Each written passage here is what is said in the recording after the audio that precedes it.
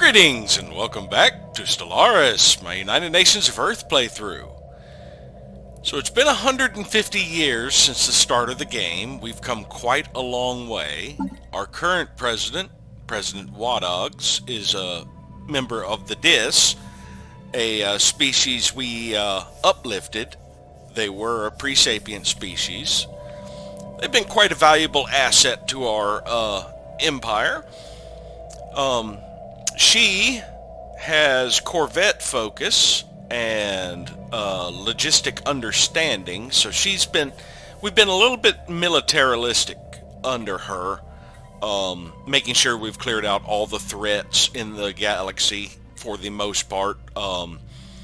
There's still the Prime Awareness and the Zac Plot Vestige to deal with, but we've been gearing up to be ready to open the L gates.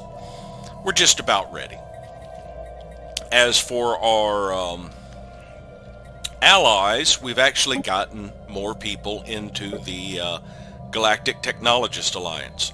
As a matter of fact, pretty much every empire on the eastern side of the galaxy, with the exception of the League of Brian States, is now a member. Our most recent additions were the Tezekian Hive and their 4 vassals, now 5 vassals. They just enlightened the Oba allied provinces.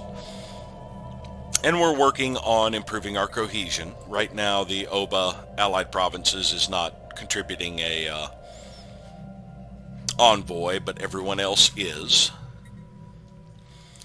The galactic community is making slow progress. We are currently in session to enact minor military sanctions, which would be the second sanctions to actually be enacted. Right now the only ones in place are minor diplomatic sanctions, I believe they are called. Minor administrative sanctions. Now, as for our current empire state, Earth is as developed as it is going to get, pretty much. It has a couple of administrative complexes. It is primarily an industry world with generator districts. It has the Grand Embassy complex, as well as support for industry, and a galactic stock exchange. It has reached Ascension Tier 3 currently, getting double or almost double the basic planetary effects. So instead of just 10% resources from jobs, it's giving 17.5. Its orbital ring is also fully developed with support for industry and for additional habitats, district slots, and it is fully defended. It has its full 9 platforms. 4 orbital rings, I broke them into 3 categories. The first one was a group of 3 hangars, 2 far points and a Guam. The second was a point defense and 2 rockets, and the third was 2 autocannons and a kinetic battery. Gives it a good mix. The autocannons and the point defense work together to keep things that get close, deal with things that get close, especially missiles and strike craft. The hangars are early interception of craft. The missiles just swarm the opponents with things to overwhelm their point defense, and the kinetic batteries are my big hard hitters. Storm is also as developed as it's going to get for the most part. The chemical plants still need to be replaced with a galactic stock exchange, but it is now a factory world with mining districts and a lot of fortresses, military buildings on it to provide naval support, naval capacity. Its orbital ring is also fully defended and fully developed, giving it support for mining and consumer good production. Euxina, likewise, fully developed. As with the Storm, it has an exotic gas refinery currently instead of a galactic stock exchange. It also has military buildings on it, and it is a forge world with generator districts. It also has the Betharian power plant, so it is going to retain its generator districts pretty much indefinitely. It does not currently have an orbital ring, so there is a little bit more room for expanding the industry on this world when I get an orbital ring. Let's see, currently 10% chance for that unemployed pop to move somewhere more needed, like Al Nukeira. Nueva Cadiz is an industrial world with agriculture districts, likewise has a refinery in place of its galactic stock exchange. Its support buildings have been commerce to boost its trade value. Other than that, it has support for farming and industry, and an alien zoo on this planet, as well as Bubbling Swamp and the Odd Factory. It does have the chamber from the fortress. We brought the chamber from the enigmatic fortress here after we defeated it. It's boosting amenities and housing slightly. And its orbital ring is fully developed with farming and why does it have consumer good support on a... oh, it is a factory world. I thought it was a forge world. Okay, yeah, factory world. And its defenses are also fully set up on this orbital ring.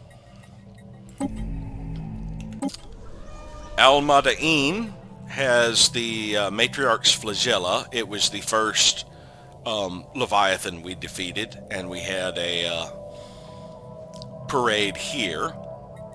It is lacking an orbital ring, but other than that, it appears to be fully developed.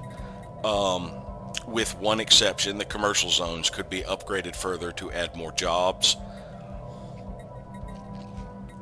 It possesses a bubbling swamp as well, making it a place to extract the exotic gases. And it has our Ministry of Culture on it. It is a forge world with generator districts. The Matriarch's Flagella provides organic pop assembly, so it actually has two sources of pop growth, even though this one is significantly slower, only ending up churning out a pop every 100 months or so. In the case of the lithoids that it is currently growing, it would actually take significantly longer to generate that pop. About 140 months, I think, is what it comes out to be. Blizzard is a research and mining world. Speaking of which, where is the person who's supposed to be assisting research for this planet? Where did that person relocate to? Let us actually move the Aldrin over here. Actually, no, not the Aldrin.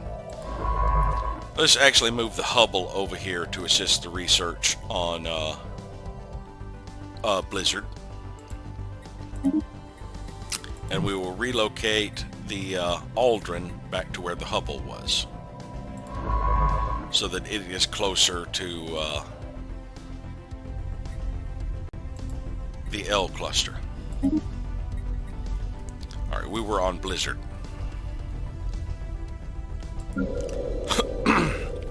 Alright, so Blizzard has 3 fully upgraded research facilities. It's pretty much reached the extent of its expansion, and it is a maximum ascension tier of 10. So it is getting the most benefits out of its ascension tier. It had metal boneyards, crystal caverns, and dust caverns, so it does provide quite a bit of strategic resources as well as research, providing about 230 points of every type. Its orbital ring provides support for minerals and alloys, and is fully defended. I could only choose one of the 2 types, although at some point I could probably give up the mineral when I get enough off-world mining and make this fully support the industry. Even though I have more mining districts than anything else, it's already getting a decent bonus from mining, honestly.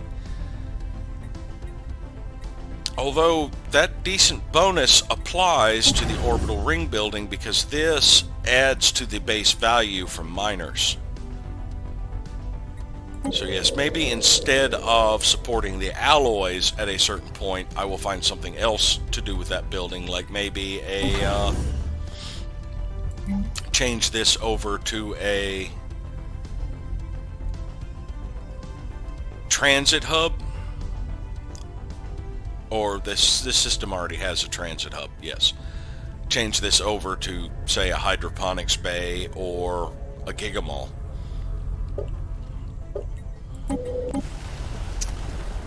Avalon is one of our research worlds. It is for society research. It has developed pretty much to the extent that it can develop at this time. And it has primarily city districts because it has a feature, the Portal Research Area, that provides additional research jobs based on population cap. So I boosted my available housing as much as possible to provide a higher planetary capacity. Now, it can't really reach that planetary capacity as long as other planets in my empire need jobs. Any unemployed on this will generally migrate off-world. But it is pretty much fully developed with research. It does have a chemical plants taking the place of a galactic stock exchange for now. Its orbital ring is fully developed, providing a transit hub and resource silos at the moment, and is fully defended. Ultinia is one of the few planets which I am not doing Mastery of Nature on. There's no real point. I could add a couple more city districts for about 4 more clerk jobs and more housing, but there's not really much point to it. Maybe at some point when I don't need the agriculture here, I might do Mastery of Nature when I shift this fully industrial. But for now, it is just an agricultural world, even though it has the urban designation to reduce the upkeep of the research complexes more than anything else. It also temporarily has a chemical plant in place of the Galactic Stock Exchange. But other than that, we did add a few additional hydroponic farms on the planet just to provide more farmers for the bonus from the food processing centers. It does not currently have an orbital ring. Its orbital ring would pretty much be an anchorage. There's no reason to add more district slots. Yeah, sure, I could be able to work these 4 mining districts as well, but in the long run, I will not need to. New Jamestown is my engineering research world. It has a little bit more I can develop. I haven't fully upgraded the holo theaters. I'm working on a second set of holo theaters because it had amenity issues. It currently is a generator and mining world, though eventually I will shift this mining over to industry, especially once it gets an orbital ring that can add even 4 more industrial districts when I no longer need this mining planet side.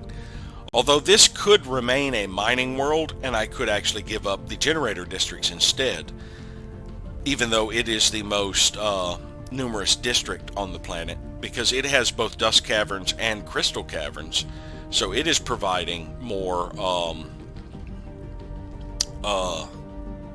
strategic resources.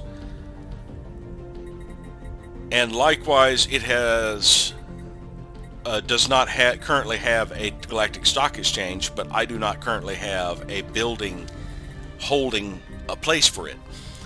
No, I would not add industry to this world. I just realized this world had the space-time anomaly, which also provides researchers per pops, so I would be shifting additional districts over to city districts to boost the planetary capacity to be able to build more jobs that way. Nozomi is a poor quality mineral world. It is fully industrial, and currently it's remained an urban world. I could swap this over to say a forge world or a factory world. Let's see, it provides about 417 of my consumer goods, and about 177 of my alloys. I may just keep it. The only reason I didn't switch it over to Industrial World is the reduction it saves on minerals isn't as important to me as the reduction that it saves on the strategic resources, because it has buildings consuming all three types. It does have a fortress, just the one for now. There's its synthetic crystal plants. It has a couple of them on here temporarily, but it already has a galactic stock exchange, so these are placeholders for additional fortresses. It does not currently have an orbital ring. When I do get an orbital ring with it, it will probably stay industrial and boost both halves of the industry districts. Shangri-La is the Gaia world that was once the Veil that we stabilized. It is industry and agriculture. It has an isolated valley, giving it an alien zoo. It has a little bit more room for development and does not have an orbital ring. I haven't fully upgraded the holo theaters because I haven't needed them. And it has some temporary refineries on the planet, one of each type currently right now, and a little bit of trade.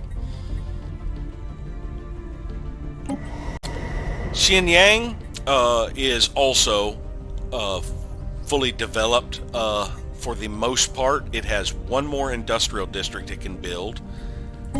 Its orbital ring is fully developed and is working on its defenses. This is the current one that is building up its defenses. Its orbital ring supports its energy production as well as alloys, as this is a forge world with a lot of industrial districts. I have not built this final district because it already had plenty of available jobs. I was waiting until it dropped below 6 before I started building that final district. And it has some strongholds on it that have not been upgraded and some temporary refineries. And it still has not used its final building slot because, as I said, I have been waiting on need for population to develop this planet further. This is my other society research world. It needs an orbital ring, otherwise it has pretty much reached the extent of its development. Most of its buildings are upgraded with the exception of the energy grid, which would provide one more technician job. And I'm kind of low on exotic gases, so I have not bothered upgrading it yet. Has a temporary synthetic crystal plant in place of the Galactic Stock Exchange.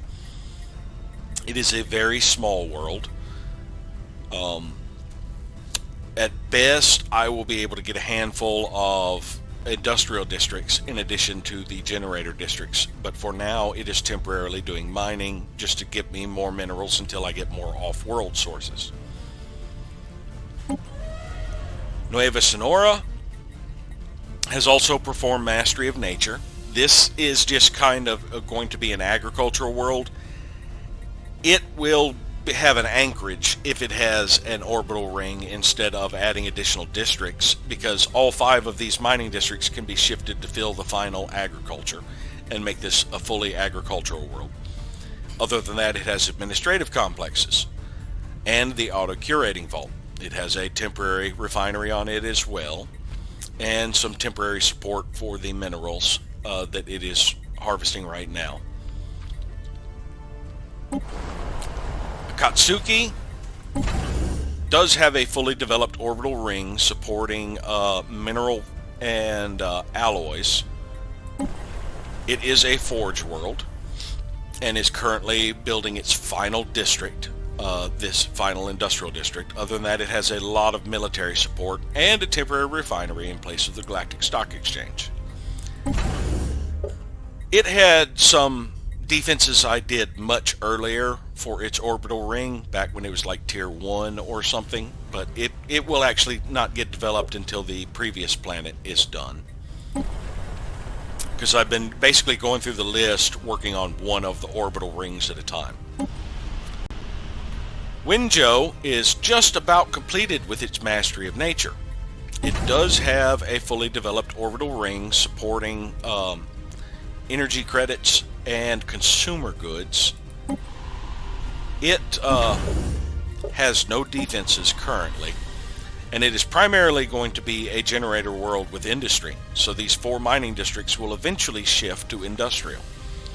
And other than that, it will be a unification center with the administrative offices.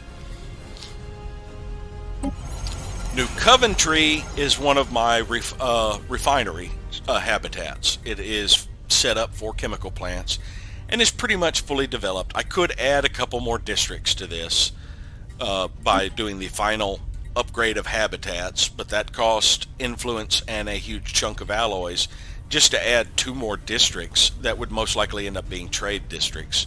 That's something I would worry about much later on my refineries, is the upgrades to habitats. St. Pomeroy is my synthetic crystal refinery habitat, and it is in the exact same position. It had gotten 1 upgrade. When I realized that wasn't going to give me additional building slots or additional capital upgrades, there was really no point to do further.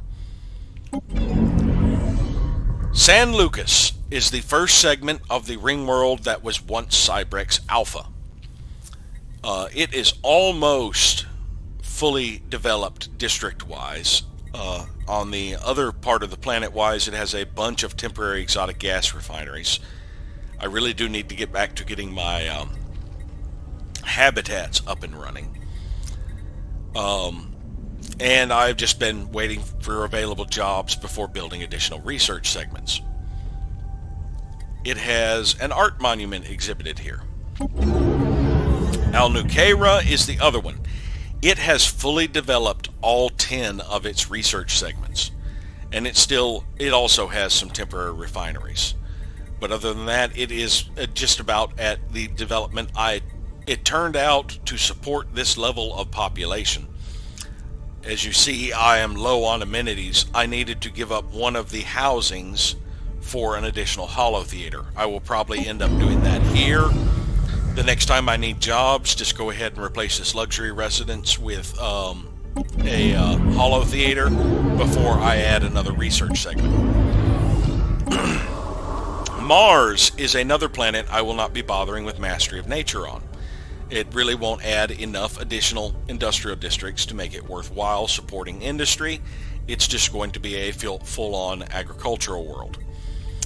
Right now it doesn't have enough upgraded buildings to warrant me going with urban world over the agricultural world just to get me a little bit extra to sell.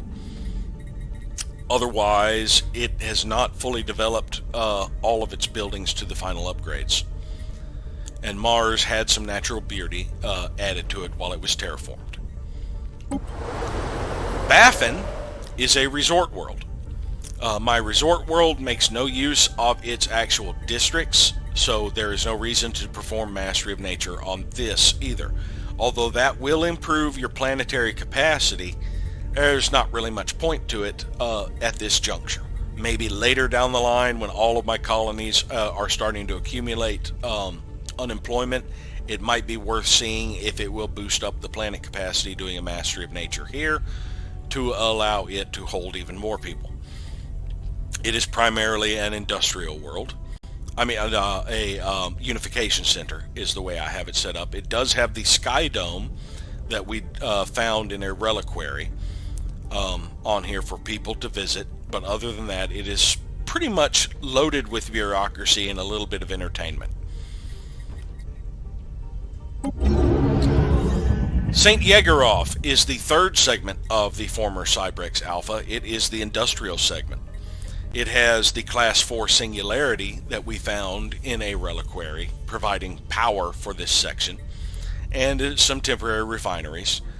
Other than that, it was loaded with support for both sides of industry as well as a little bit of commerce. It's only about half developed. Now, I kept this one mainly as an industrial. I could have designated it as a forge or factory world, but those would only shift one job over. These each provide 5 jobs of each type, so it would end up being like 6 artisans, 4 metallurgists. And as you upgrade the tiers, I think it could shift more over. So as the tiers get upgraded, I could eventually make it fully artisan or metallurgist, but for now it would still remain mixed, so I decided for now just to keep it balanced.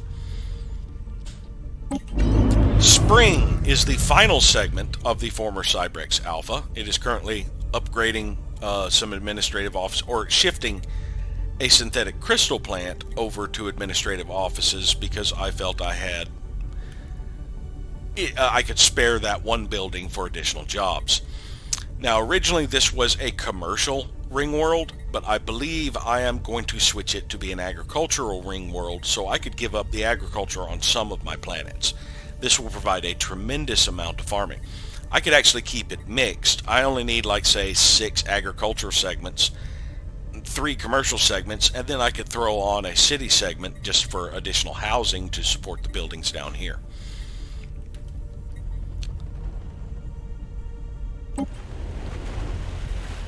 Tyrrhenia is my latest world addition, the final ocean world we got access to after clearing out the Marauders, the Uthabulan Braves.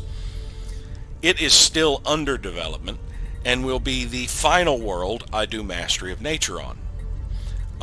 As a matter of fact, it should be eligible for it when I do my April cycle. It is going to be an agricultural world, but for now it was temporarily adding more mining districts just to help out with my mineral output.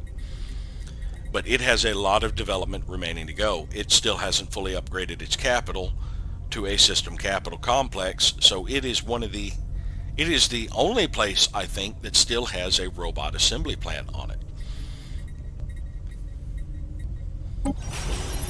Thinis is one of my later refinery stations. It's in the Caravan system. Caravan system. Caravan or Coravan? I think it's Caravan. It is an exotic gas refinery that actually had some gas extraction wells. Now, if you look at this, the refinery here on this refinery station is getting a small bonus. It's saying it provides for, the refiners provide for,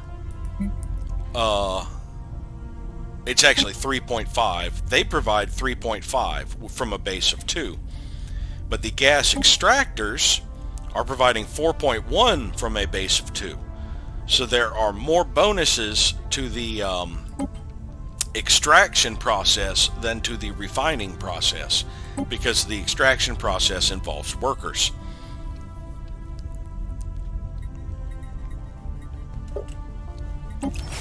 San Fernando is my first mining habitat, and it is currently undergoing the final upgrade of habitat. It takes 4 years, so I decided to go ahead and fire it off when it was available. You have to have already filled up all of your districts before you can do a habitat upgrade, and this will be the final upgrade, allowing me 2 additional mining districts for a grand total of 8 mining districts, each district providing 3 miners. That's 24 miners I'm packing onto one world. To do that on planet side, you would need 12 mining districts to be able to supply that level of mineral output. And I still can build a mineral purification plant on this world that will add an additional 2 miners. So I did not include that when I was talking about how many a planet can have, because a planet can also have that. So each of us can provide 2 additional miners through a building. But district-wise, 8 habitat districts are equivalent to 12 planet-side districts for mining, for energy output. I also believe for industry, they're the same. But I believe for research, they are also equivalent to 12. Well, you don't actually get research districts on anything except for ring worlds and research stations, so there's not really a comparison there other than the building slots. That would be the one that I would compare when I actually get a research station. Though research is not my highest priority. My highest priority is minerals, energy credits, and actually refineries. I need the minerals to support the refineries, but I need the refineries more than anything. And that is all of our planets. If we go through our stations now, all of my bastions are fully upgraded with their defense platforms and fully developed. They have 6 hangars, 6 missile and point defense. It's 2 rockets, 2 missile, 2 point defense. 6 small light and medium weapons. It's 4 autocannons and 2 medium defense platforms.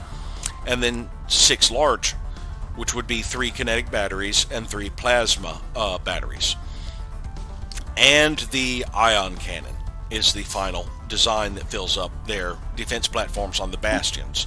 But all of my bastions are now, I believe, Kahinnis was the last one. Yes, all of them are fully defended and have a full setup. So my borders are secured for the most part. And I had started working on the defense platforms for Sol Station next. After I complete Sol Station, I will get my other trade hub protected, and then I will start working on getting my shipyards protected before I come back and do the anchorages. But yeah, Sol Station is currently developing 2 kinetic batteries. After that, it will still have, it only holds, because it is not a bastion, it only has a defense platform cap of 23.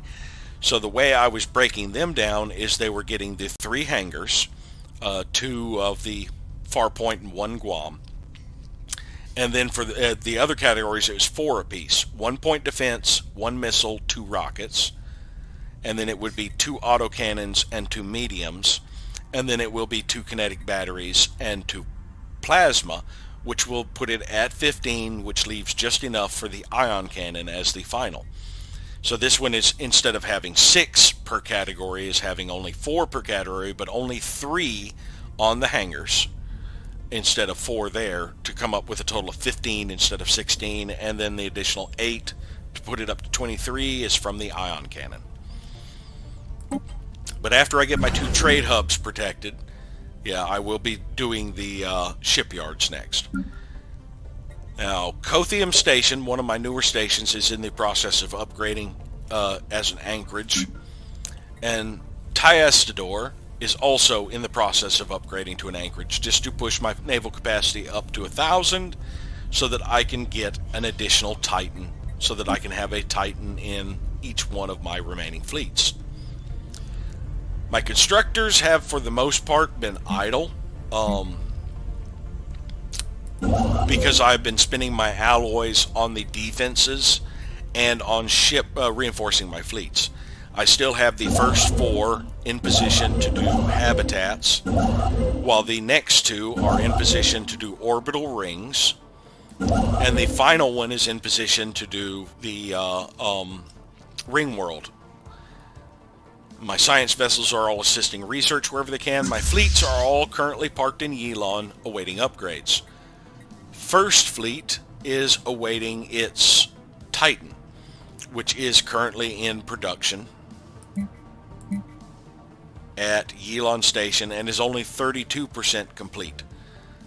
It was the first. I have 3 Titans currently in production, and the first one will be out in it'll be just a little over 2 years. 2 years and 15 days, or 25 days.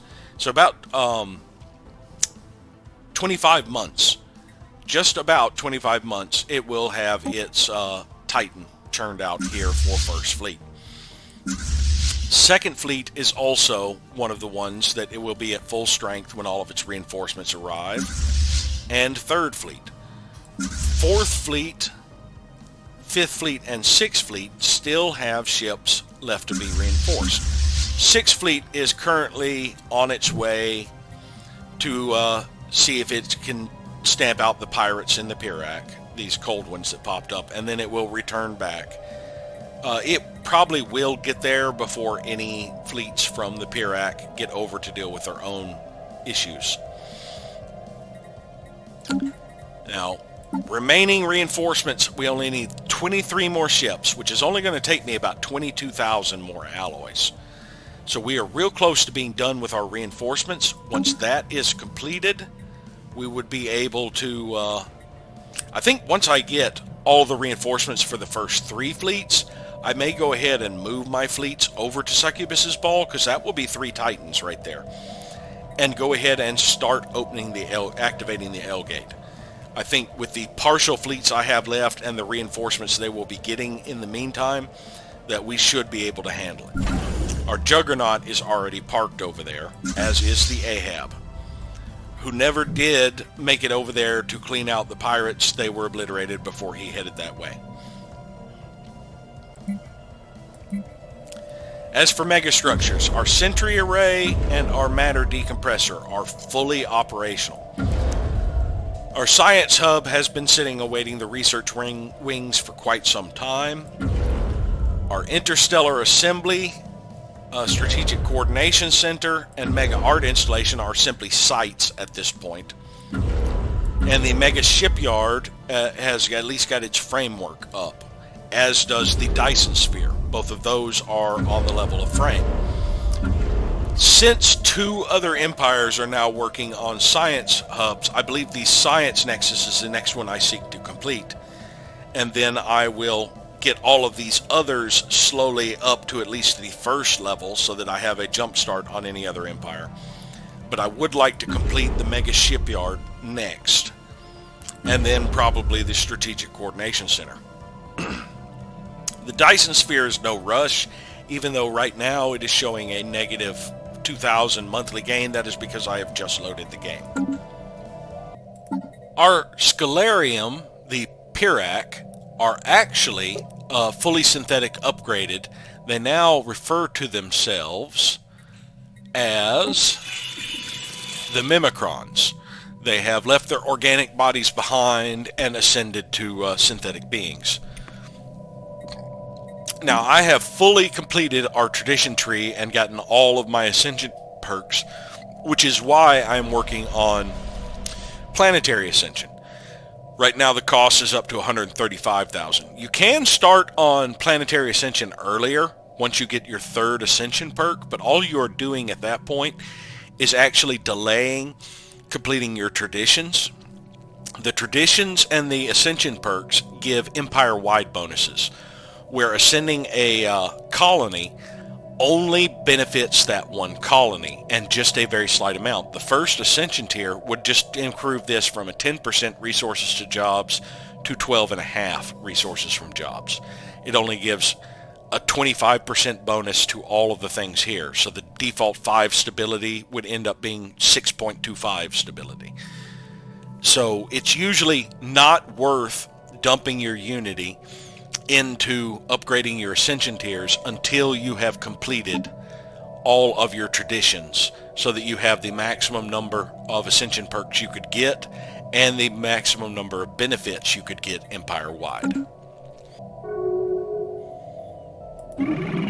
The Visari has opened their borders to us, so we should be connecting to their capital with a hyper relay Construction shortly, completed. if we haven't already. Alright, we finished upgrading Tayestador Station. The first thing I want to do is the Naval Logistics Office. That will boost the building. In 1 year's time, I could actually build 2 anchorages. Those anchorages would give 4 additional naval capacity each. So one of those is 4, another is 4. So I could get 8 naval capacity in the time it takes me to build the Naval Logistics Office. Naval Logistics Office is just adding 4, what I would get for 1 anchorage. So it's actually more economic. Or if you really need the naval capacity faster, it's better to do the anchorages before you do the building until you get more of the 4 buildings. But I just prefer to do it this way because it will tie that up for a full year, and I don't need the naval capacity desperately. I have not reached my cap yet. Yeah, we are now connected to the Commonwealth of Man and the Visari, now that the Visari have opened their borders to us. Research concluded. We have the 3rd rank of Shield Harmonics, and are now working on the 6th rank of Focusing Arrays. It appears that the Pirac did beat us to clearing out them. They did send some ships over here. They probably jumped, which was probably not, but they didn't take any damage doing it, so it probably wasn't a bad choice. I probably should have done that, because even if I am suffering half combat, I had enough surplus combat to do it. So if I'd really wanted to be the one to wipe them out, I was just sending them in case they didn't get around to it. So the citizen state of Azuk has entered a research agreement with the Visari. League of Brian States has entered a defensive pact with the League of Phemisto. Considering how weak the League of Phemisto is, it is just one sector, I believe. They have 2 colonies. They only have like one sector, one system. That is not a good defensive pact for the League of Brian States. It is more protection for the League of Phemisto than anything else.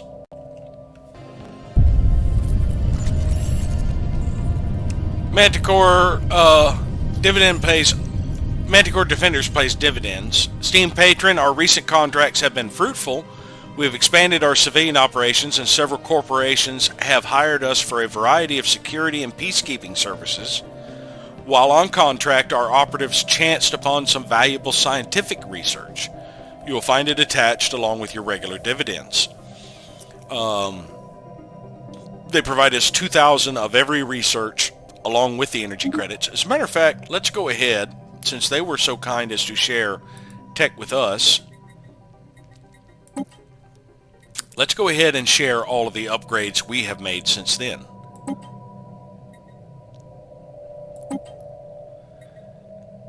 Now, I don't want to spend alloys on upping their fleet capacity just now. I have other uses for my alloys at this time. But now they will have all the repeatable techs that we have and be extremely good at what they do.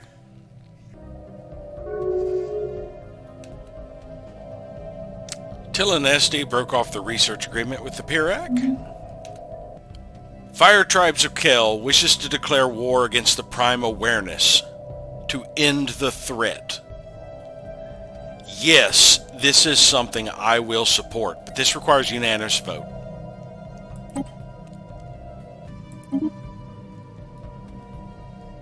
All it takes is one person voting no to drop this.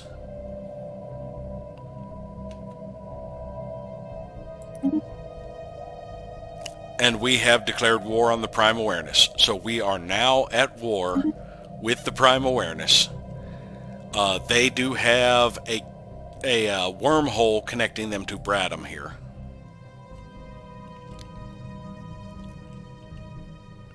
So I believe it is time we mobilized our fleets. Let's relocate our fleets to Succubus's Ball.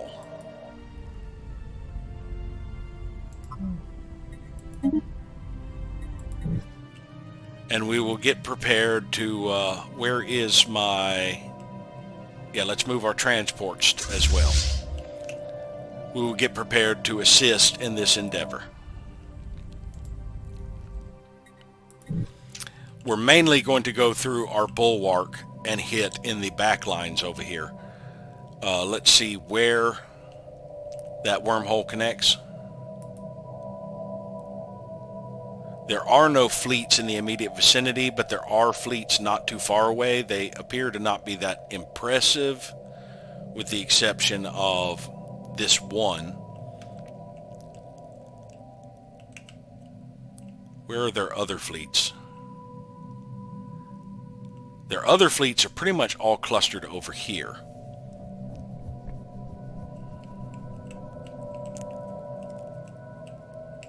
And they've got a handful over here. So the fire tribes are going to meet resistance pushing up this way. As they push up this way, their fleets, of course, are going to want to respond down that way. The Hussar and I will probably push through this way. I don't believe the Hussar could also push down this way. And then where our other allies decide to bring their forces is another matter. I'm not sure where they will assist, but we have at least two fronts we can hit them through. One thing I noticed when reinforcing my fleets is it now says, or it said momentarily, that second fleet can be reinforced. But it has, if I go to the fleet manager, I have 2 fleets that are on their way to merge with it, with the 2 battleships the second fleet is missing. So starting the movement of second fleet as those ships were churning out kind of screwed up the reinforcement to where it now thinks it still needs 2 more battleships. When those merge, it may fix or it may adjust the count, so that's something I've got to keep an eye on. If it says it needs more than 160 when those 2 merge, then there may be a problem. Research concluded. We have the 2nd level of cell revitalization and are now working on the 3rd level. So they're really boosting our leader lifespans. I'm going to wait till all of my fleets are in position before I start shifting them this way. They can get the reinforcements along the way, I guess. If Zorak has declared Prime Awareness the rival, and we are no longer losing experience in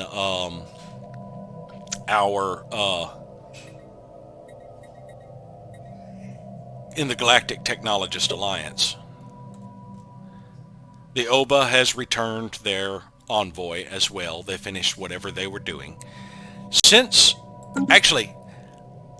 I can start using my influence again for orbital rings, but for now, since we are at war, actually the faster way to do this is to go through this and scroll down to the bottom there. I should probably start trying to do some espionage. Arming privateers would be extremely difficult, but it would create disruption in their territory. Sabotaging their starbase would also be extremely difficult, but would create disruption in their territory. Both of these are quite expensive. I can't afford to do either. I think I should renew the prepare sleeper cells just to make the others easier, and since I do have an asset, I can include this to make this much easier. So the difficulty is now only 6 because I've got the +4. Well, my skill bonus from the asset is greatly improved because this asset has both subterfuge and government, and this operation, I believe, is both. Let's see, prepare sleeper cells is subterfuge and government. So that is the perfect one to conduct that operation, makes it a lot easier. So we should have an easier time getting the sleeper cells up and running. And then maybe I will start acquiring assets to see if I can get one that is sabotage, military, provocation, or economy to be able to do these. Knowledge is the key to the universe. Extraction patterns. Changes in how mineral deposits are evaluated relative to each other lead to more efficient boring patterns. And we are working on the 2nd level of extraction patterns. Good, we're getting our mineral output boosted up a little bit. Looks like all of our fleets are in position. 2nd fleet did merge, so it now says it is at full strength again. So let us start all of these, including not the Ahab, the Arat, headed through to the wormhole.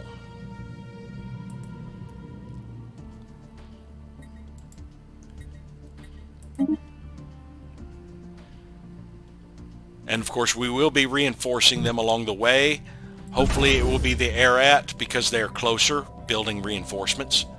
It can't build the Titans, unfortunately.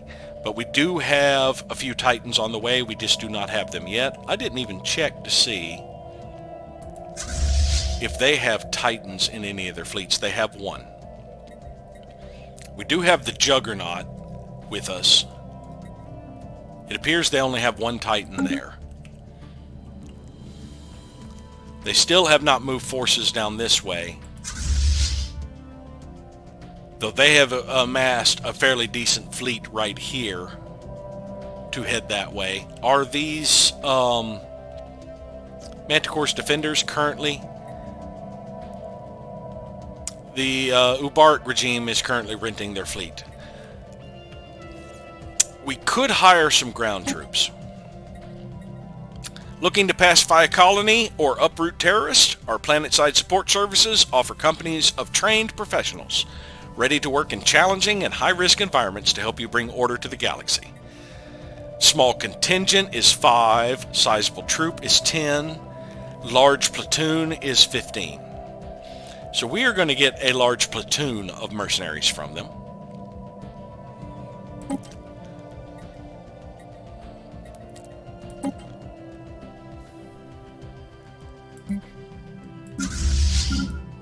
And they put it at our capital. So we are going to set them on aggressive.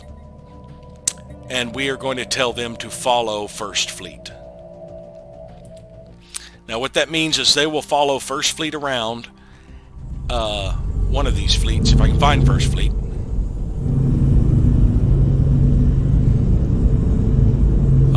Not sure. That's Second Fleet.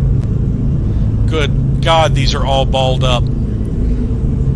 Alright, just follow. First Fleet is 52.6. That should be First Fleet, yeah. Follow First Fleet.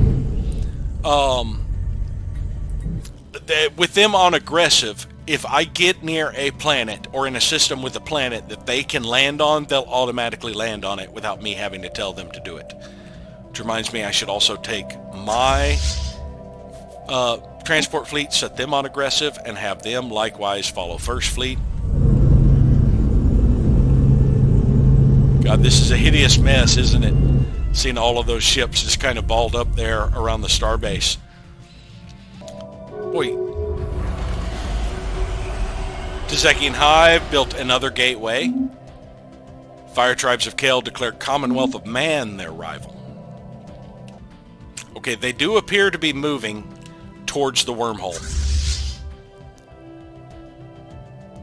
Yeah, I think they are headed to Boibos to attack here.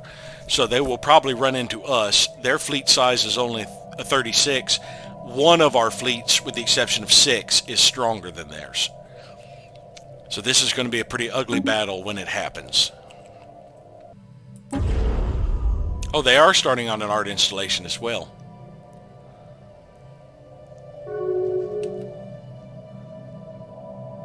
Hithian Confederation entered a commercial pact with the Fire Tribes. Yeah, they're on their way to Boibus.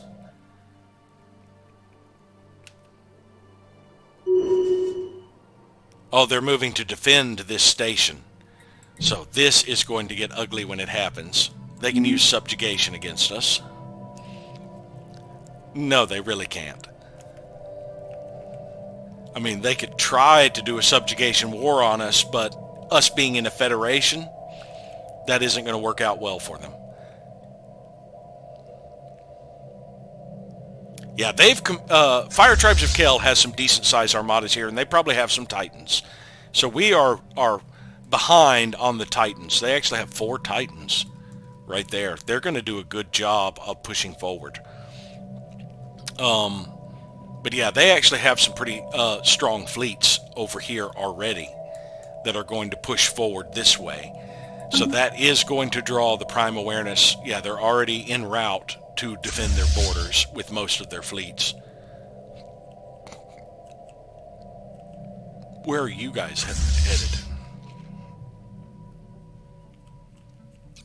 But yes, the prime awareness, hopefully as we attack them and they get weaker, the Ivzorak, the Commonwealth of Man, the Tilinesti, some of the unaligned powers, maybe even the Garanshu, will jump in on this fight because they will sense their weakness. And that way they would hope to claim some of the territory. But if we can get the entire galaxy against the prime awareness, we can get them wiped out. And they are the only major threat remaining apart from the Fallen Empires. But the Fallen Empires are more of a passive threat than an active. The prime awareness has been actively assimilating other empires. They have destroyed 2 so far. Alright, I think we're about to go through into Boibus. But I have to do my empire maintenance. Fire Tribes of Kel is in a research agreement with the League of Brian States. That will build up trust with them more. Here we go. Engaging hostile station.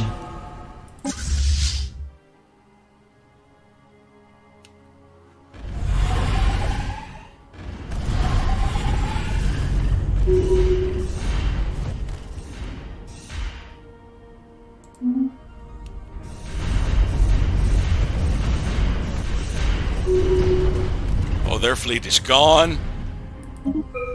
We lost nothing. At least from First Fleet. First Fleet took no damage. So it remains to be seen if we lost anything by the time we take out their station.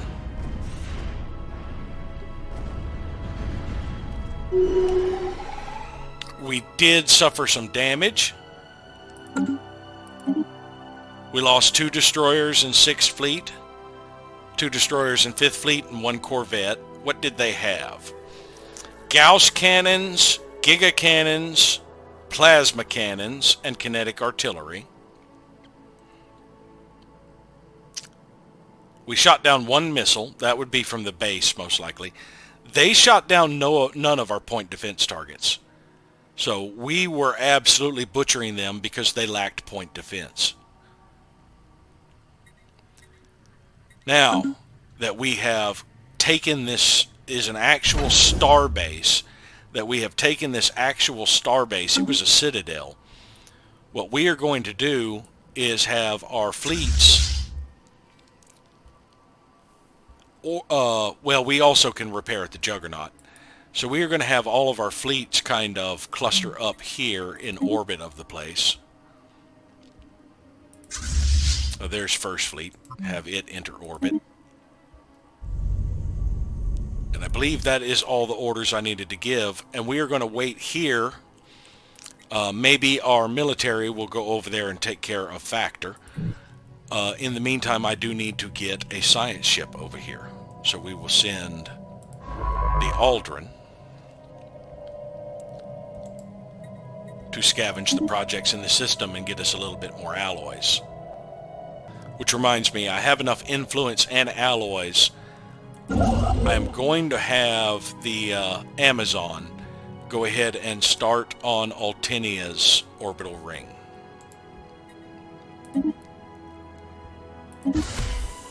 After it completes Altinia's orbital ring, I believe I'm going to move to Friaka. Avalon already has an orbital ring. Yes. No. Okay. So I don't need to move to Friaka.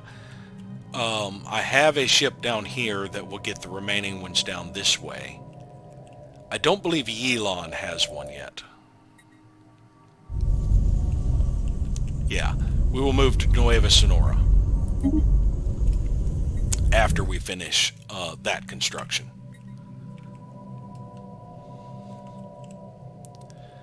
Now they have another fleet that might be headed this way. It does not have the fleet strength to deal with us.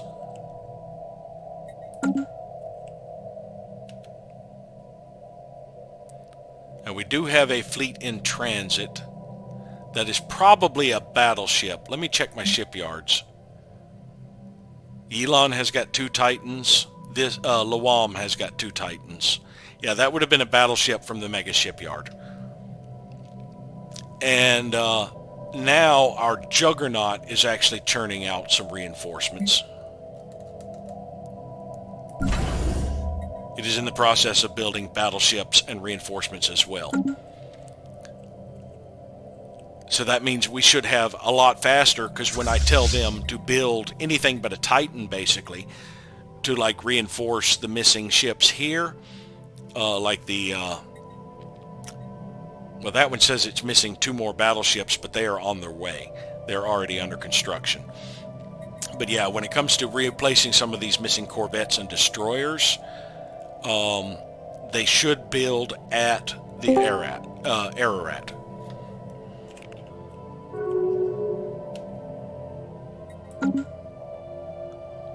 Tezekian Hive has declared Prime Awareness their rival. Good.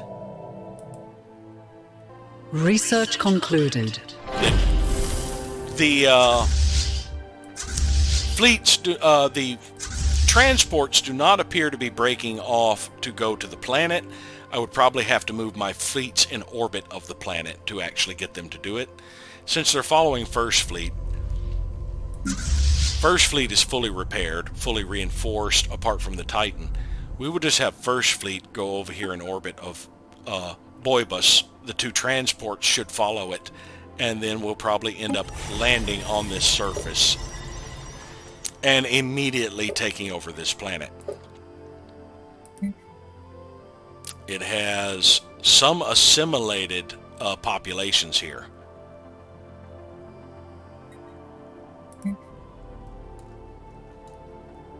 Now, the thing about Gestalts is I will not be able to unassimilate these people, and I will not be able to integrate their machines as robots into my empire. When I take over this planet, I'm going to start purging everything, basically. And basically getting rid of their population. So we completed Focusing Array 6, and are now working on Focusing Array 7. Our operatives are drawing up a short list of potential sleeper cells within the Prime Awareness. They hope to find a set of suitable positions where agents may appear innocuous and yet remain poised to strike for a prolonged period of time. I can go ahead and tell this one to commence when ready, and it won't wait for me to acknowledge the pop-ups, but I kind of like seeing the pop-ups myself. Let's back out and see if, yeah, it looks like this fleet is on its way here. It will probably pop up through the hyper relay from here. No, they're actually going to the to there. So I'm actually going to select all of these fleets and tell them to move closer. Now, sometimes doing this will give them a change of heart.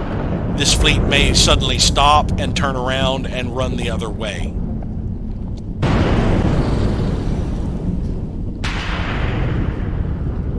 Because the AI is not completely stupid when it comes to suiciding troops, but it looks like in this case he will be.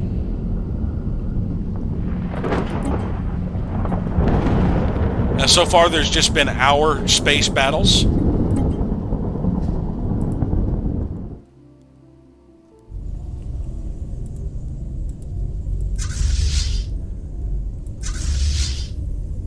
These troops have not decided to... do I have any generals?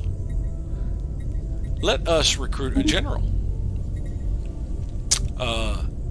We have Army Upkeep, Army Damage, and Disengagement Chance. I kind of like Hask to back, so we will recruit him. And we probably need a general for their army as well. Now, I really don't care too much for generals because the planetary system, but I use them anyway. The planetary combat is a little underwhelming. Let's get Sasaram Doham. He has a upkeep reduction. That would be good for the larger army. And since they are on aggressive, they should automatically seek to land on Boibus. I don't see the colony anymore. Oh, it's a habitat. In that case, First Fleet, enter orbit of that habitat. I was looking for it on the planet. Engaging hostile forces. Yeah, they made a mistake. You happen to know any intelligent sapiens that could use an additional stream of energy credits? A contingent of Vingralian Trium Cells technicians stationed across the star bases of your empire that will adjust upward. Jealous competitors would say artificially inflate the trade value of all systems. This is for the low price of 2 specialist pops. We need some help with bookkeeping. 15% trade value for 80 years. I don't know if I want to sacrifice pops, so not right now. Maybe you'll change the deal and give me something else.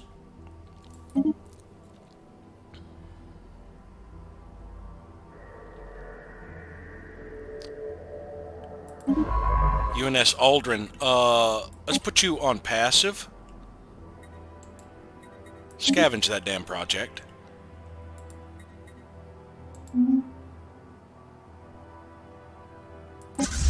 Forgot to change it. Oh, look, we've already made most of them run away. Yeah, you made a mistake jumping into this system, buddy.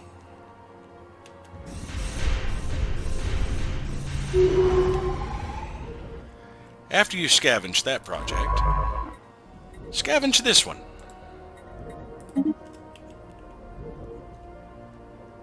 Alright, they're still, even on aggressive, they're still not really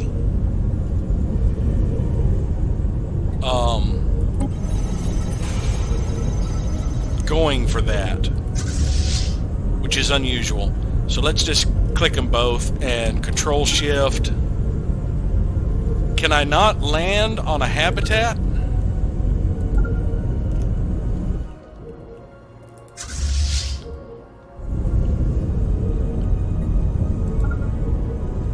Can I not land on a habitat or invade it? What the hell?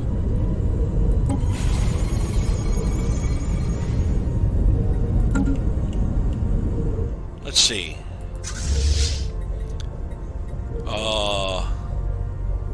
Orbital bombardment is selective. Fleet stance is set to passive. Yeah, we'll keep it on passive. I don't want them moving toward targets. I want them holding positions when I tell them to. But am I not able to land on habitats, or do I have to wait till the combat is fully completed? We lost another cruiser, a corvette, and a handful more corvettes. First fleet suffered no damage, so I just need the others to cluster up around the Juggernaut. As a matter of fact, why don't we just tell all of you guys to follow the Juggernaut? And we'll just give the Juggernaut orders. So let's actually hotkey the Juggernaut. And it is currently building reinforcements, so I'll wait till some of these churn out before I reinforce more.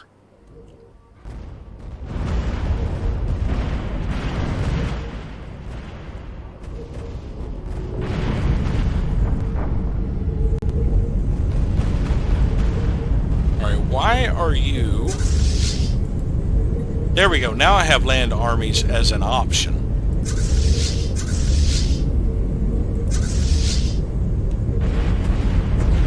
Let's see if they land automatically. No, they're still just following First Fleet. So we will tell them to land. Or at least enter orbit.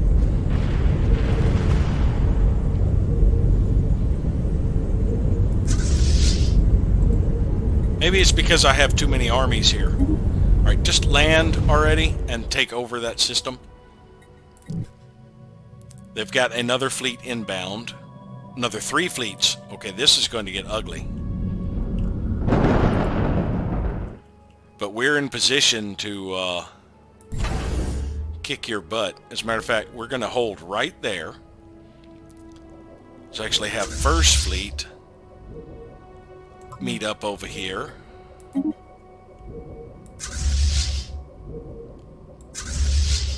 Yeah, both of them. This one now is landing armies because it was in aggressive stance. It just took a while for it to kick in for that one, because I only selected one of them and told them to land. The other one landed because it was in aggressive.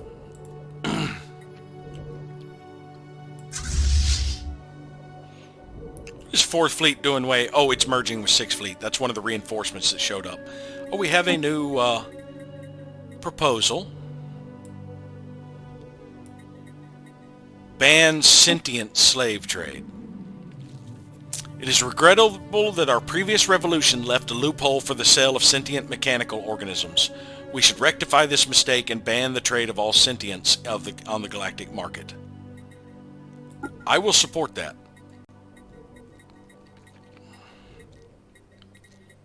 Minor research sanctions looks like it's still going to be the next one. Alright, you guys want to lose some more fleets? Our forces are making planetfall. That was fast. Invasion over. We've successfully invaded Factor, and the general leveled up.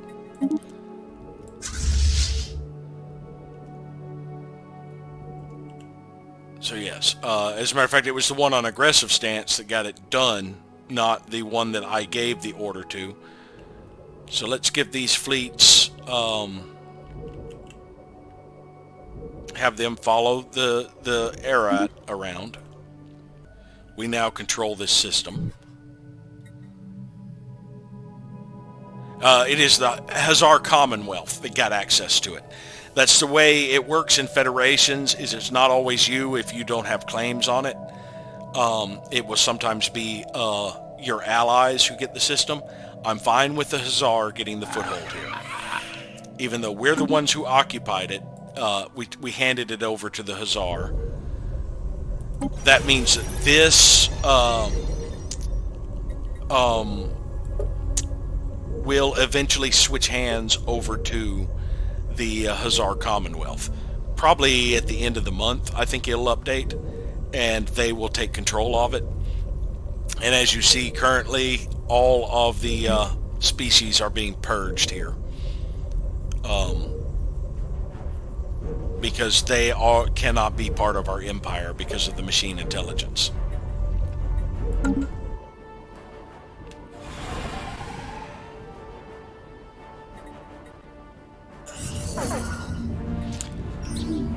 Wolgun has attracted some pirates. Let's go check it out.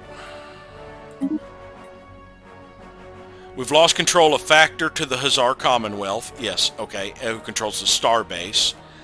That's fine. I wanted them to have it, not me. I didn't want another thing to micromanage. Pirates in the Wolgun system.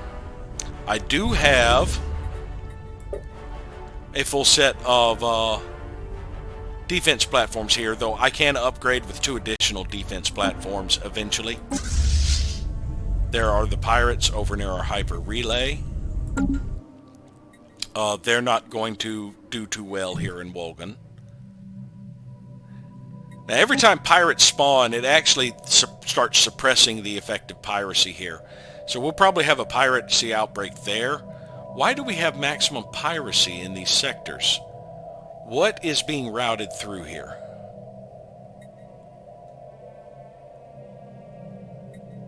Which of these is suffering? None of them are suffering modifiers. Why does that have a maximum piracy? There's a trade value going through here.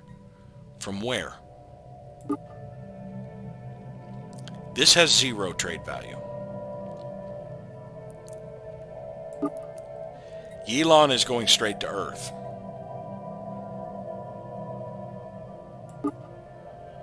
That is going straight to Earth. Panel is going to Blorgsbane, which goes straight to Earth. Telesis is going to Panel. Tremus is going straight to Earth. Tiastador is going to Tremus, which goes straight to Earth. Almac is going straight to Earth. That must be someone else's trade route that is creating piracy in here. There's 1,000 value trade route coming through this area, and it has to be from another empire. So the piracy that we are getting generated here is coming from some other empire routing through my territory because of the gateways. Because none of my trade routes are going through this area.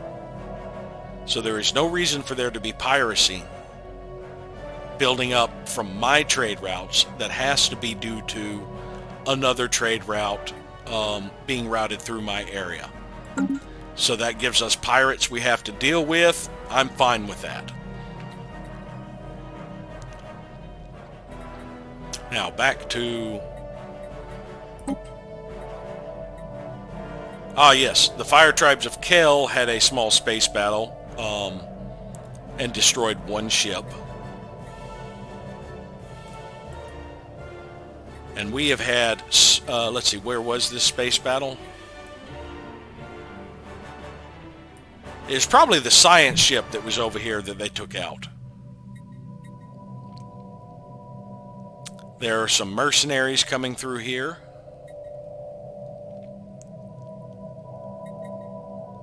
They destroyed one ship here. Where did it come from? Oh wait, they have been pushing forward in territory. That's got to be one of their ships. So yeah, they've been claiming territory like crazy. But we still have 0% occupation. But yeah, they've been reclaiming the territory up this way fairly quickly. They do have some fleets headed down to intercept them. Oh, they did have an L gate as well. They have a fleet right here that's about to be causing problems with the Hussar. Where are the Hussar's fleets? They're back in Padma, I see one. That's a fairly large one. They've got other fleets over here. So hopefully the Hussar can defend their own borders. I'd like to think that they have built up their defense platforms. They've got some troop transports. I do not see any defense platforms, but they do have a upgraded starbase there. If they go for this system, no defense platforms. And that's probably just an outpost, I think. Yes, that is just an outpost. They're only got the level 4 missiles in it right now. They do have their bulwark modifiers that are going to be causing daily hull regen problems to others, so hopefully they will be able to hold that position until the fire tribes can push up this way. Looks like the fire tribes are getting ready to take this system. They've got a couple of large fleets. But yeah, as the fire tribes push this way, pushing them out, that will protect the Hussar from that direction. And that is really the only direction that the Hussar can be hit other than the wormhole, which I am guarding. Now, I could split my fleets and protect both directions, but I think I am better off making a foothold over here for the Hussar. If I can start getting this area conquered and then get up to like a choke point, like here or here. And so this looks like the way to go because that's where all their fleets are, and start pushing back this way.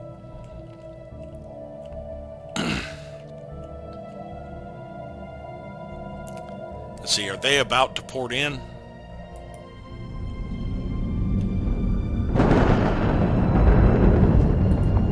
I wonder if they'll get ported in before the end of the month. Red alert. Spaceport under fire.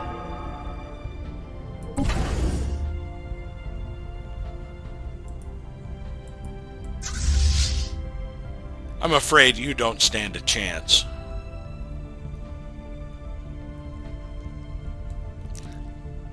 Let's just watch the start of this bandit fight. You already see my flagella and strike craft racing out to intercept them. Yeah, one of the flagella in the lead. There goes the strike craft. No missiles have been fired yet.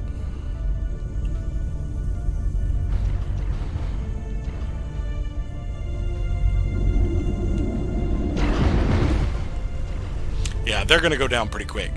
So let's go back to our other area. I don't think I have to watch Wolgun.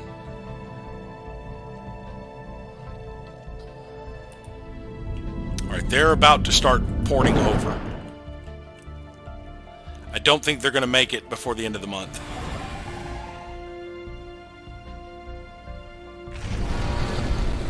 They did!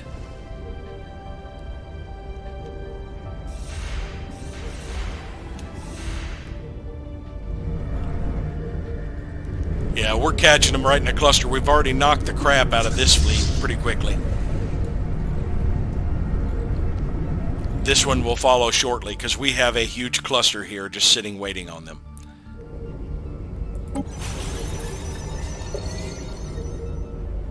They've actually been able to move a couple of people over to start working this area. They still have just robots is what they call them.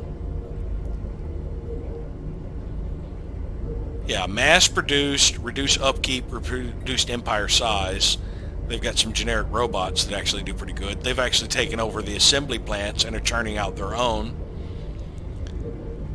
But yeah, they've already started taking over this habitat, and they've purged a few undesirables already.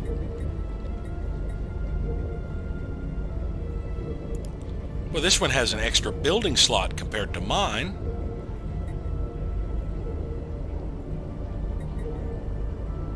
Huh. Mine only gets 6 building slots. You've got 7. How?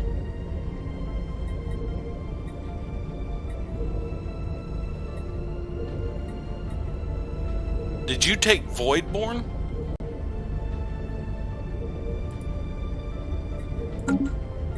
I wonder, I don't think I can see the ethics of my allies or the civics. Yeah, I can. No, I can't see the ascension perks of my allies. Voidborn would be an ascension perk. So, yeah, it's possible... Oh, wait, what is that? Oh, that's just Starbase upgrades. It's possible they have taken the ascension perk that gives them extra slots. Their third fleet is about to jump into the system, so we'll see how this goes. I do need to go... Now, you can't reinforce fleets that are in combat from here because you just get the fleet combat icon, but you can do it from the fleet manager. But yeah, I need to go back here, and I had started reinforcing the fleets. Anything that is not being built at the Ariat, I want to cancel, other than Titans. So I changed my mind about reinforcing these fleets. I don't want them being built way back there and taking time to get here. So I just want them being built at the Ararat.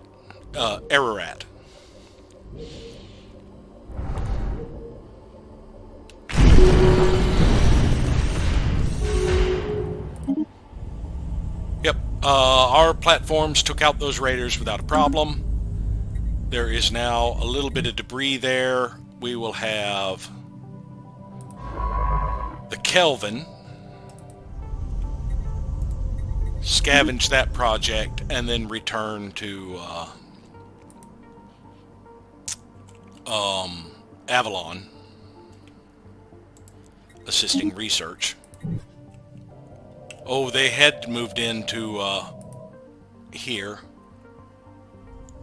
They might actually take over this system because they've got a third fleet on the way, and they have a lot of firepower compared to this starbase. The starbase will take a while for them to tear down, probably. And it will do some damage.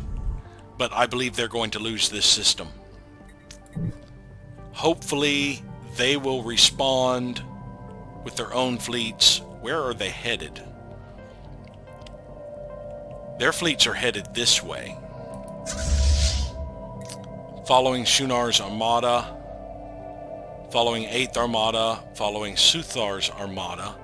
Where are your armadas that you are following? There's the Urzo organism. Everybody's following Suthar's and 4th Armada. Where is Suthar's Armada? Is that one of the Kel? No, they don't have those names.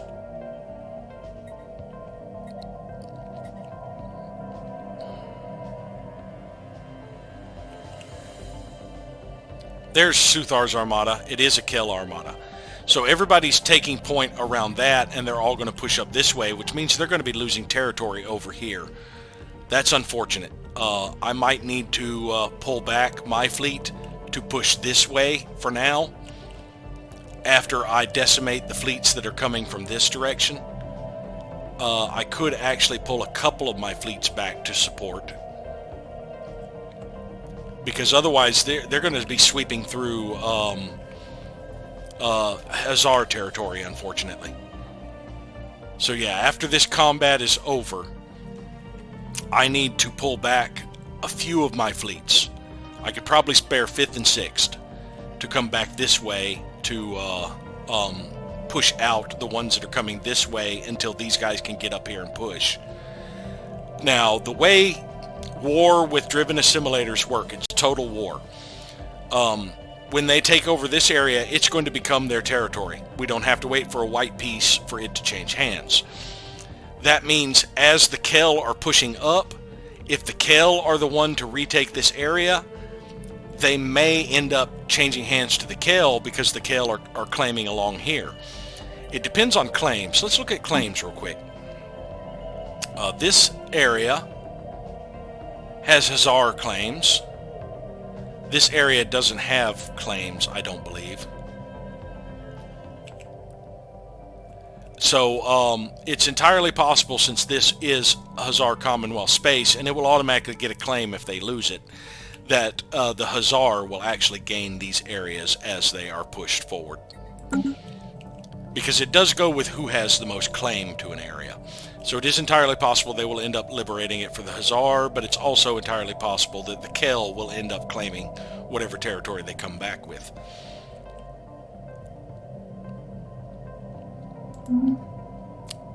The Hithian are in a research agreement with the Fire Tribes.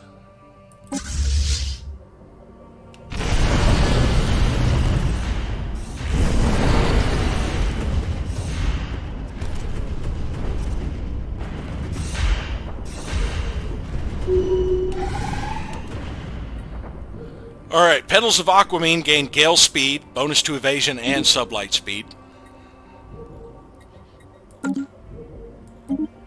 Admiral Rukon Underoos, or Underos, gained a level as well.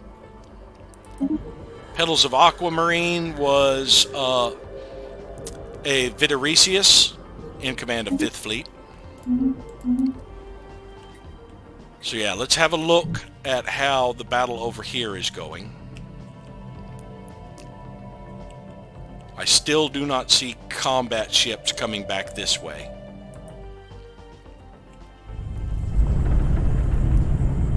The starbase is out of armor, and they're now working on the hull. They are doing a number on these enemies.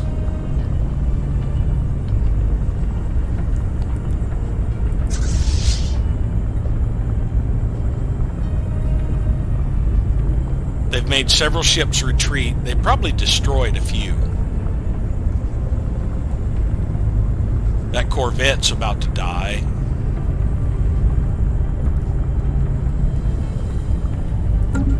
Let's see, what weapon loadout do you have? Can I examine you? Yes. You have quantum missiles and a whole bunch of lasers and Gauss, and a medium phase disruptor. Other than that, you were heavy shields with some armor.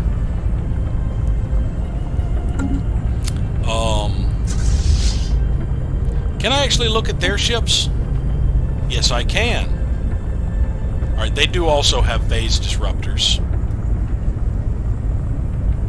See if we can scroll all the way up to their bigger ships.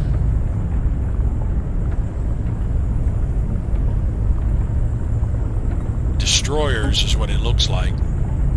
Yeah, they are good against shields, bad against armor, but they bypass armor with a few of their weapons. Yeah, they don't appear to have actual energy weapons apart from the disruptors. they're like went really heavy with the mass drivers. So despite the weakness to armor, they do have some point defense. Despite their weakness to armor, they had enough people shooting at it to tear the armor down. Unless there is another fleet here that has a different... Yeah, this one has a battleship. Let's see if I can find the battleships. Destroyers, corvettes, cruisers, battleships are at the bottom. I want to have a look at their latest battleship design, which would be this one. Kinetic artillery and giga cannons. They are all mass drivers. Heavy artillery. So yeah, they had enough firepower despite the penalty to armor that they were able to tear through the armor pretty well. So I have a bad feeling that this system is going to be lost and we will have to retake it. There are no more fleets currently headed my way. Where's that one headed? That one is repairing. Oh, he's got a bad move. Lethargic. Probably from getting his butt kicked.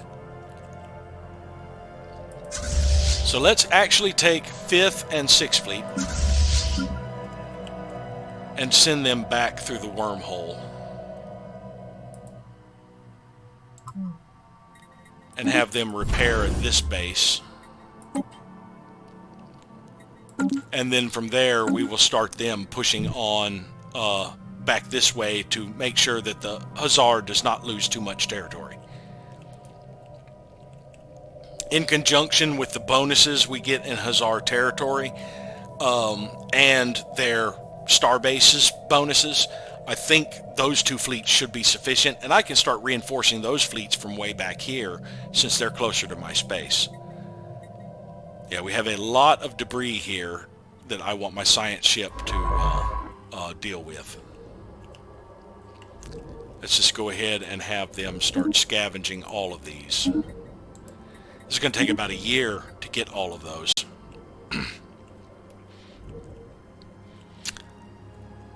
But I need the alloys more that I don't want to actually lose so much by giving it to the scrappers. We did not lose anything above a destroyer, did we? 1 cruiser. We lost 1 cruiser.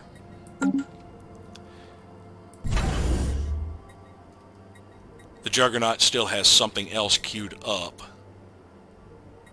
so we will worry about reinforcing a little later. We do have 5th Fleet in transit to rejoin one.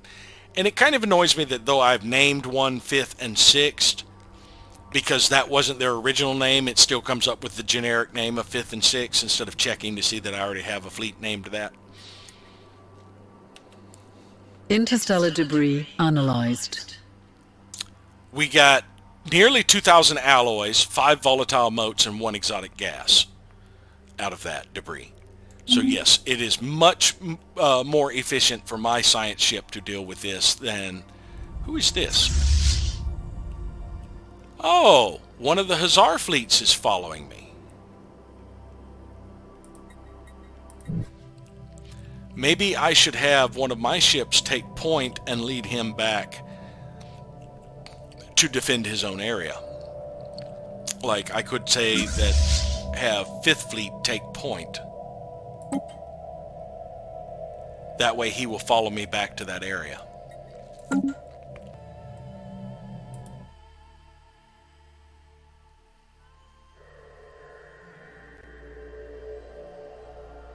It doesn't appear to be slowing down.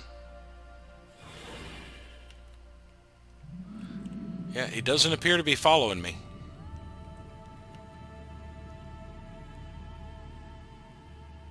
Where are you headed? What are your actual orders? Just moving, you're not telling me where.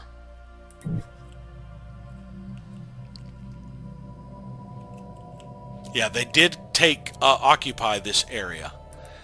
Once they have to actually get the planet before they actually completely control it. Thankfully, they don't have troops here yet, so they can be pushed out. They do control the orbital ring, but not the planet. That is kind of weird.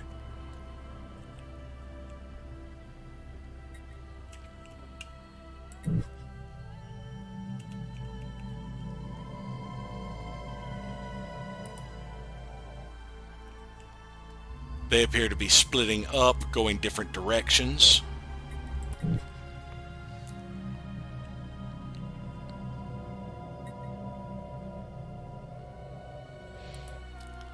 I'm going to see where he pushes to.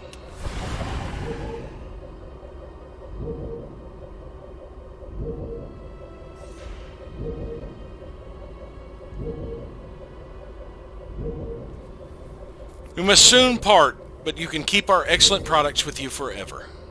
Yeah, they still want the same deal. I don't want to give up population for that. I'm sorry.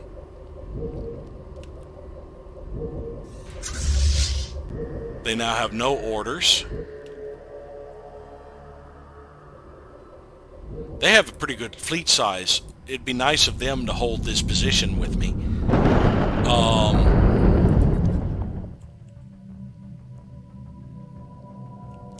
Maybe they came... Are they damaged? Did they come over here for repairs? No, they're not damaged. I can't instruct the Juggernaut to take point. But I can instruct First Fleet to also take point. That may have him start following First Fleet. That makes up for the fact that I sent a couple of fleets back through the wormhole.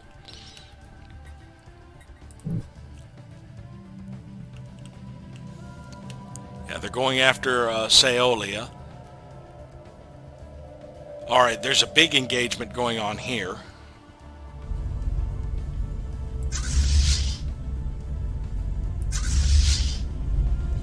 Do you have any Titans?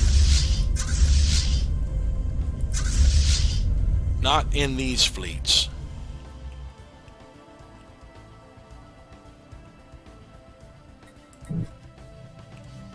Oh, they pulled out.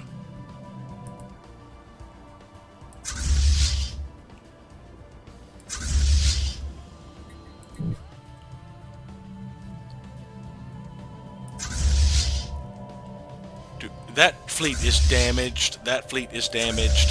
And those fleets are damaged. They don't have any Titans over here. Do they have any Titans? They have one Titan in that area. One in that area.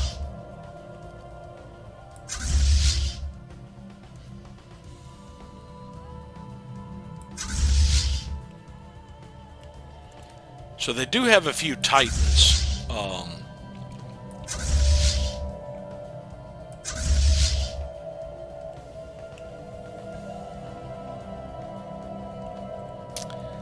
This side is almost completely undefended. So if the Hithians or the Ivzorak wanted to... How did the Pyrrhac get all the way over here? How did you guys get all the way over here? So the Pyrrhac must have jumped through a gateway to the Ivzorak space and are attacking from a third direction. Yeah, I was going to say, if somebody could get over this way, like if the Commonwealth of Man or the Hithians or the Ivzorak wanted to start an offensive as well, we would absolutely crush the Prime Awareness. They would not be able to stand against us. If the Garanshu and the Darbalin got involved, they could start pushing up this way, and there are no fleets they have that can respond to this area fast enough. We are getting their war exhaustion up pretty quickly because of all of the victories we are having. The Hazar did lose several ships. They lost their fleets, I think, in Rosales. Their transport fleets. They did have a victory there, where they took out 6 ships before they lost theirs.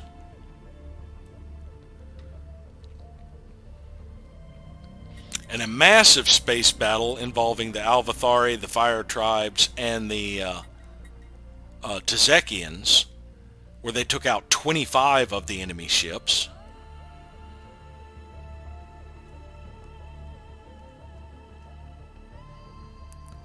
See, we took out 38 with our first conflict.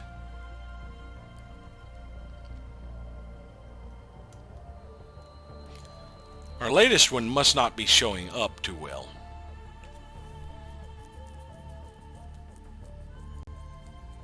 We lost 4 ships in that one. But they still suffered more war exhaustion because they were considered the losers.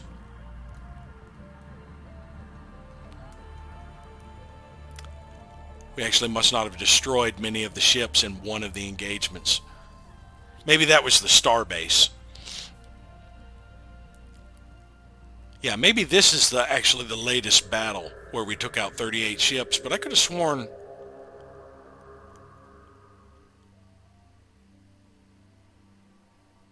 Yeah, this one we lost 3 ships, and it's claiming it is a loss on our side.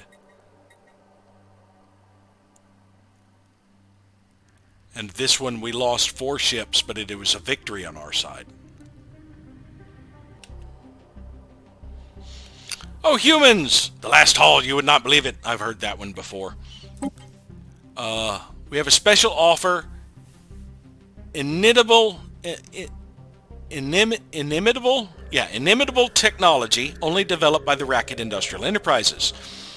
Do you have trouble penetrating the defensive grids of planets? We can show you a way, very advanced, very technical, of improved bombardment. We call it the Orbital Trash Disperser. Give us 1,000 energy credits and we will show you the method, and you will have a component to add to your ships. So the Orbital Trash Dispersal is a component you can add to your ships that adds another form of orbital bombardment.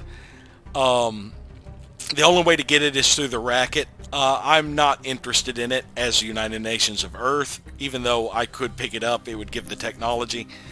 I'm not going to use it, but for 1,000 energy credits, yeah, I will accept it just to get the tech to understand how it works. Research concluded. A pleasure, a joy to deal with the United Nations of Earth. We shall visit again. Orbital Trash Dispersal. The Orbital Bombardment Management System spams a planet with millions of minute, high-velocity projectiles, overwhelming planet-side defensive grids with trash data. Ships equipped with this component will cause more damage during orbital bombardment. So it adds 25% to your orbital bombardment damage, but it takes up an auxiliary slot. And we are still researching... Yeah, that didn't actually clear any of our research, so I don't have to worry about that part. This is a simple outpost. It's going to fall pretty quickly for them. Yeah, it's already fallen, and its missiles didn't even connect before it was destroyed. Now, that system was completely claimed by them because there were no planets they had to occupy. The same will probably happen to the Singularity here. The Singularity will at least slow them down. And reduce their chance of actually disengaging. So Singularity systems are the ones to get into if you want to make sure you obliterate an enemy fleet so they have less chance of getting away.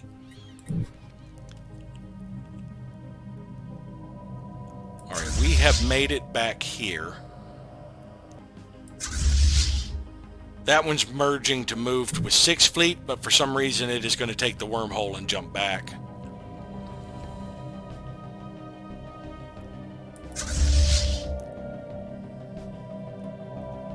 I want to select their fleet. Yeah, he is now following 1st Fleet. Good. He has Bulwark Watcher. He's better in friendly systems. And Unyielding. So he would actually... It would actually have been better if he'd have followed 5th Fleet, because he would be fighting back in his systems. But this is his system. So if we hold this, if they send anybody else this way... if we hold this system, we will be able to get a bonus for that fleet, which is a pretty massive fleet, actually. Did he have a Titan in that fleet? I just want to select him. Let's do it this way. It's a lot easier to get into the system and just manually select the fleet you want. Yep. He has 5 Titans in this fleet? Oh my lord. We're going on the offensive with this guy. It looks like they all have the same component. They reduce enemy shield hit points. But yeah, as soon as we get fully repaired here, we can start pushing on with him following to kind of push forward more systems. We'll probably go here to take away his mega art installation, even though it is just a site right now. And there are a few planets we can deny him there. And then we could push down this way to get closer to getting this choke point. Now he does have citadels in 3 systems here. Those are another thing we need to take off. And of course, if we can reclaim Amor Alveo, though he has cleaned it out, this was the home world of the space amoeba. The list of targets has been finalized and our operatives have been quietly drifting their way into position. They await our signal to establish sleeper cells. Alright, I think we have enough to grab another reliquary. 25,000 is what it's up to. We got 2,000 engineering research. Reliquary holds a handful of alien devices, inert and seemingly broken. Now I'm thinking, I noticed that this debris has dragon scale armor. Now I would have to switch my policy to research that myself.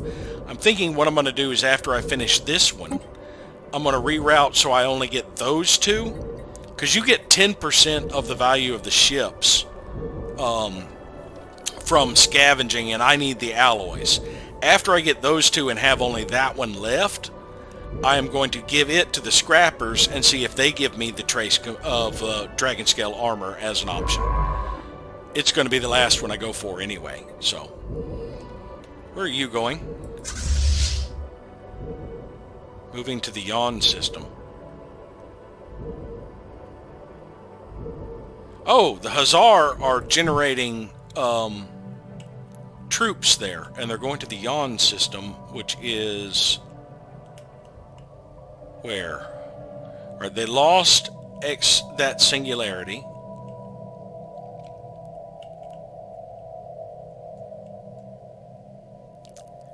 Where is the Yawn system? Well, there's an easy way to find it. Where is search?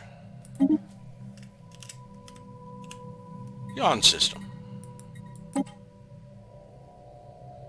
They're on their way back here to start following Fire Tribe's people and pushing up this way.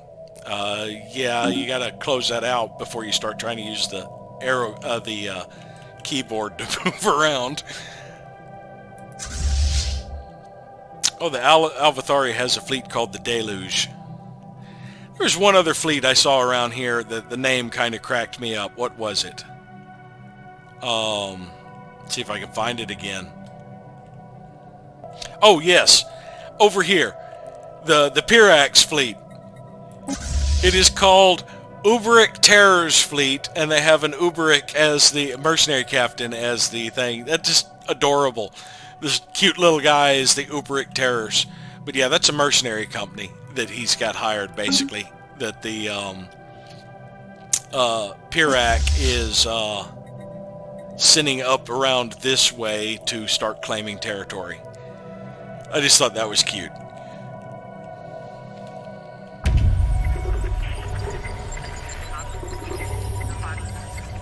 Reports from Operation Prepare Sleeper Cells are favorable so far. Our expert hackers have opened another number of hidden back doors in the catalog index, successfully hiding them in obscure yet important segments of Priman code that they rely upon to function. Using these, we will be able to keep up to date on the latest happenings in the Prime Awareness and maintain our long-term ability to conduct operations there should we wish it. Since I used an asset, I now have an option. I can just say excellent, get the +1 bonus and the lack of decay for 15 years. Or we can go even further than this and improve the bonus to last 30 years, but it destroys the coordination system asset I've got. I don't want to get rid of it yet. So we're going to say excellent. And we are going to the Prime Awareness. And we are going to try and acquire another asset. And we are going to use the coordination system. Now, using an asset weights it toward getting ones with these bonuses. So that means I may get another subterfuge one or another government one instead, but it also makes it easier because this is a subterfuge mission. We can tempt or coerce operatives and other assets who would be of use to our intelligence operations, recruiting them for a price. Assigning an asset to this operation may skew the results toward their interest. Now we're going to do it, this could be seen as a waste of influence because I think we can defeat them without the espionage, but it still seems fitting for me to do what I can to help out. We've already got a breakthrough chance, a 10% chance of breakthrough right off the bat, but there are 3 level stages to this one. And I want to try and get another asset and see if I can't get one that will help us with sabotaging or arming privateers. Now this is going to cost us 15 of our current infiltration level when we complete it, so we'll drop down to 50. Or actually it's going to cost us 30 of our current infiltration, I think. Yeah, so we'll drop down to 35. It's 15 if you have gone the tradition for espionage and get half of it refunded back. Are my fleets repaired yet? The Typhoon is following me. No, we're still not fully repaired yet. I want to wait till we're fully repaired till we start pushing this way. The Typhoon is an Alvathari fleet.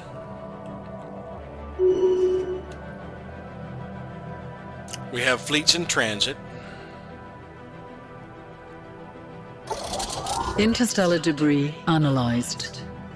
So we got another 1,500 alloys, volatile motes, exotic gases, and rare crystals.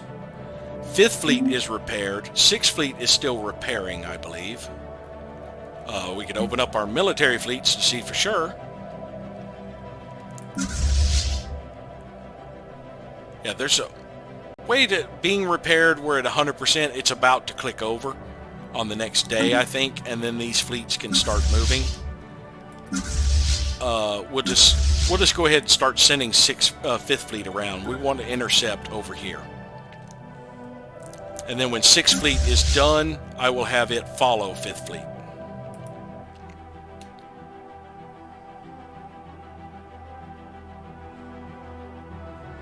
Interstellar debris analyzed. We got 132 alloys out of that one. Did we just analyze 2 debris really freaking fast? Where did we get that? Oh, that other one was for the... yeah, that was the one we got for the pirates. Yeah, we did get debris for pirates. Alright, 6th Fleet is repaired. So we are going to have it follow 5th Fleet. And we're going to have 5th Fleet move around here and try and stop these guys in their tracks with all the people that are following us. So we'll go to 5th Fleet, and we want them to engage these 2. As a matter of fact, instead of going directly to the system, yeah, we're just going straight to intercept these guys to try and catch them and stop their forward momentum. After we get them, I think we will start pushing back to retake the areas for the Hussar. Now, if we go to claims, this one should have claims by the Hussar, but I'm not seeing them. Yeah, Hussar Commonwealth currently has 10 claims on it. On this one, Hussar Commonwealth has 10 claims, and Hussar Commonwealth has 10 claims. Hussar Commonwealth got this system as well. So these should be returned to the Hussar when they get taken over. And we should be able to start pushing these guys out. Now that they've cut off their path of reinforcement there, we should be able to edge them out, and then I should be able to take my fleets 5th and 6th and return back over here to start pushing through this front. Yeah, there are currently no claims on this, but because it's adjacent to Hazar, when I go to claim these areas, they will become Hazar areas.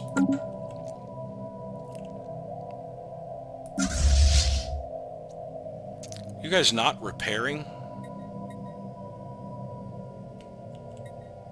I mean, are you guys just kind of circling the ship there? You should be repairing.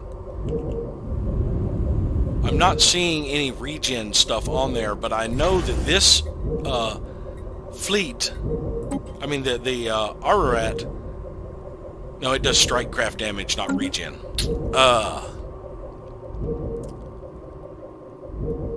So let's tell the first 4 fleets. They are following this, but let's tell them, if we tell them to repair, yeah, they'll all repair there. So we'll just click repair, so they will start repairing at least. Yep, they took out Duribus. They suffered a little bit of damage during it. Let's see. Duribus. We lost 14 ships, so they took out the troop transports there. They didn't lose any, it says.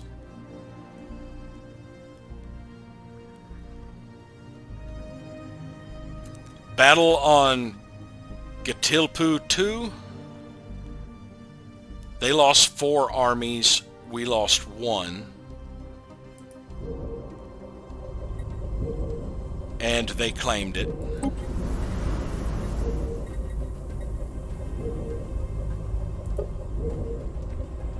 So that one has been claimed for the fire tribes. There's still another planet in the system they have to conquer. Yeah, the fleets were acting a little wonky, so I decided to recall them back to the starbase. Sometimes you get some glitchy pathing. They kept saying they were returning to the Ararat, but never actually moved. See how close we are to engaging the enemy over here. Oh, we're about to warp in. Where are they headed? They're still here. Hello, boys. Well, I've got reinforcements coming.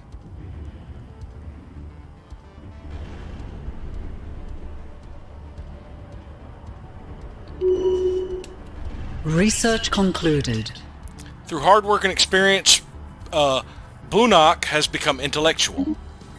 Alright, so Governor Gao Wang has gained a level. He's in the Ponel sector. Governor Bunak is in Yilon. Ah, that's such a waste, the build speed and engineering research on Yilon. Let's go to our sectors. If we go to Yilon sector, it doesn't really produce research.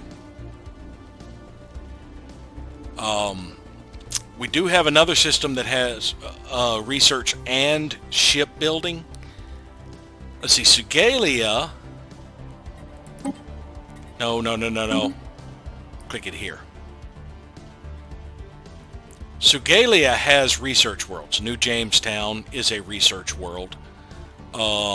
Dis has research on it. But Sugalia does not have... Let's go back to the sector map here.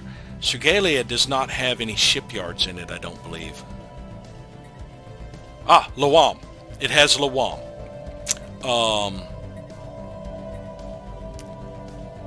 Now, this governor is currently... What traits?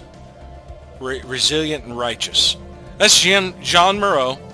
We keep moving him around.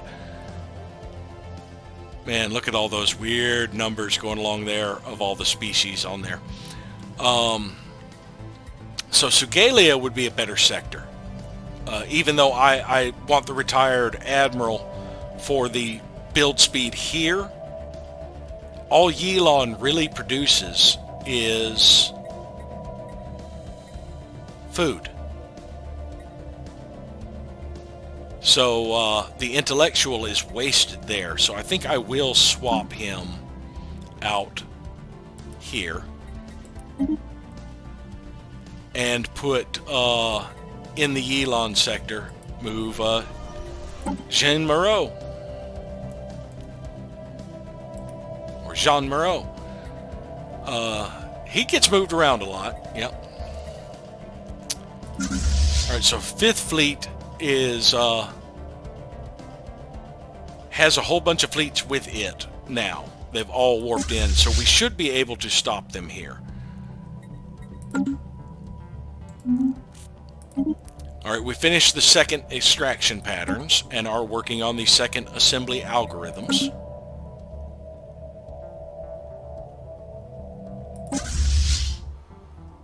Yeah, this battle should go sourly for them now that my reinforcements have arrived. The coast, Hathor Decimute, Tarklevu Navy Cluster, and of course my reinforcements popping in over here that are meeting up with my fleets. Where's my other fleet? Because this... Yeah, which one of these is my other fleet? The first Corolla is over here. Oh, my fleet hasn't come through, and there are more fleets following me now, too.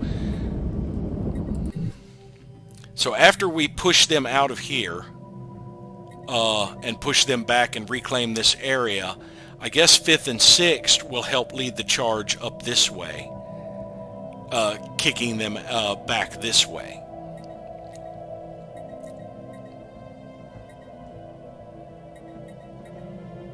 Come on, select it. Okay, just hit that button. There we go. I want to watch this.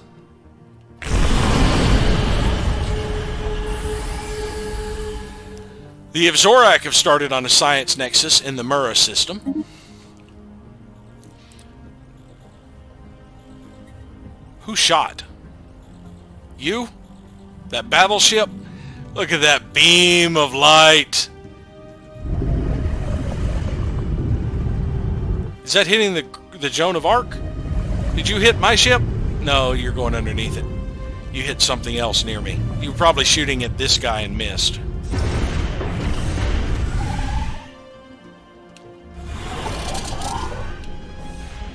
Third Fleet is finally repaired. Yeah, they're starting to repair now. First and 4th, that just leaves 2nd. Interstellar debris analyzed. 2nd Fleet has been fully repaired, so all 4 of those are now repaired. I got 3,000 alloys out of that. Awesome. 5th Fleet suffered no damage. Go figure. 5th Fleet was not the one that really did that fight. Yeah, look at all this fleet power coming through here. Alright, so now that 1st through 4th is done, we are going to tell all of them to follow the Ararat. I'll figure out how to pronounce that eventually. And we are going to have the Ararat start pushing through. Do we want to take out their citadels? If their citadels have anchorages, this will hurt them. Or do we want to get this system first?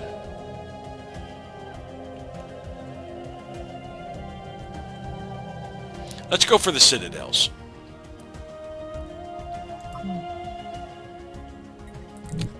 There's also a colony in this system, so we will send our transport fleets.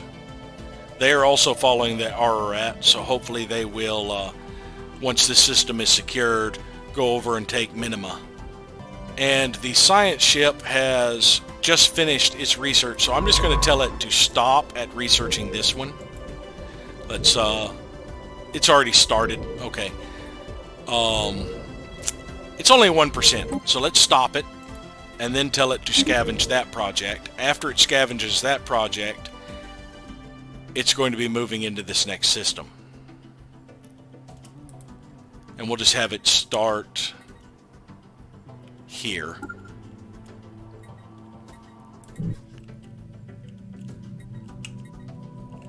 Now, I do need to pull another scientist from somewhere. I guess we can pull the one from Lawam, because we are going to end up with debris over here in this system, most likely. But I can wait until the debris pops up before I do it. What is this? The Hydrus Legionnaires. They're a neutral fleet right now. Yeah, they're just traveling. They're not engaging the enemy.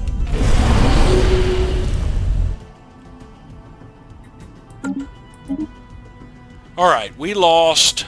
5th Fleet suffered some heavy losses. They even lost a battleship because they were the first one in here and took the brunt of the Alpha Strike. They did have some strike craft, a lot of strike craft and missiles, and they did have some point defense. Mainly their strike craft, I bet. So we're going to have 5th Fleet pull over to this starbase. Is this just an outpost? This is just an outpost. Alright, never mind. 5th Fleet is going to push on.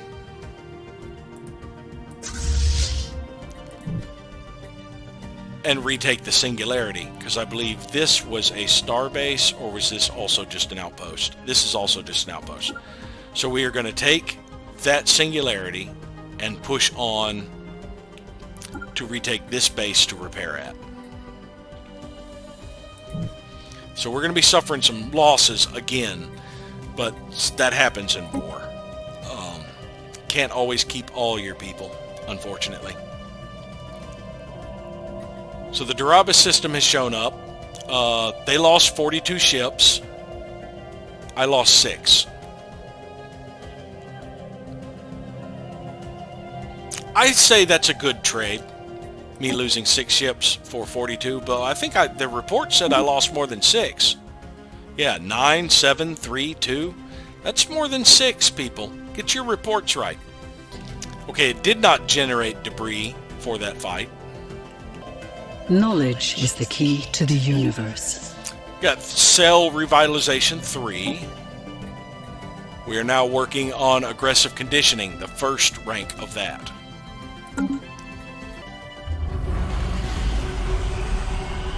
Pirarch has completed a gateway in the Akulum system. Actually, it should be Pirac. Where's the Akulum system? Ah, right there. That's not too far from your previous gateway, but I'm okay with you spamming one right there, honestly. That gives you more direct connection over this way rather than having to go all the way there.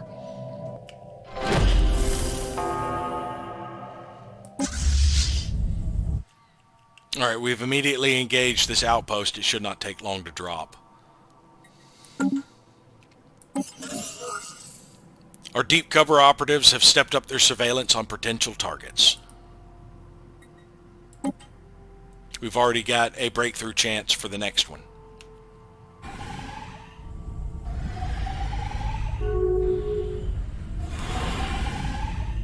Tillinesti declared Commonwealth of Man their rival. Stop with your petty rivalries. Yeah, see, that fight did not take long. No losses.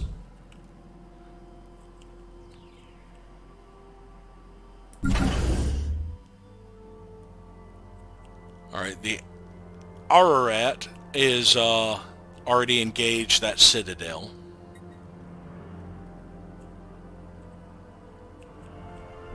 Mainly with its strike craft.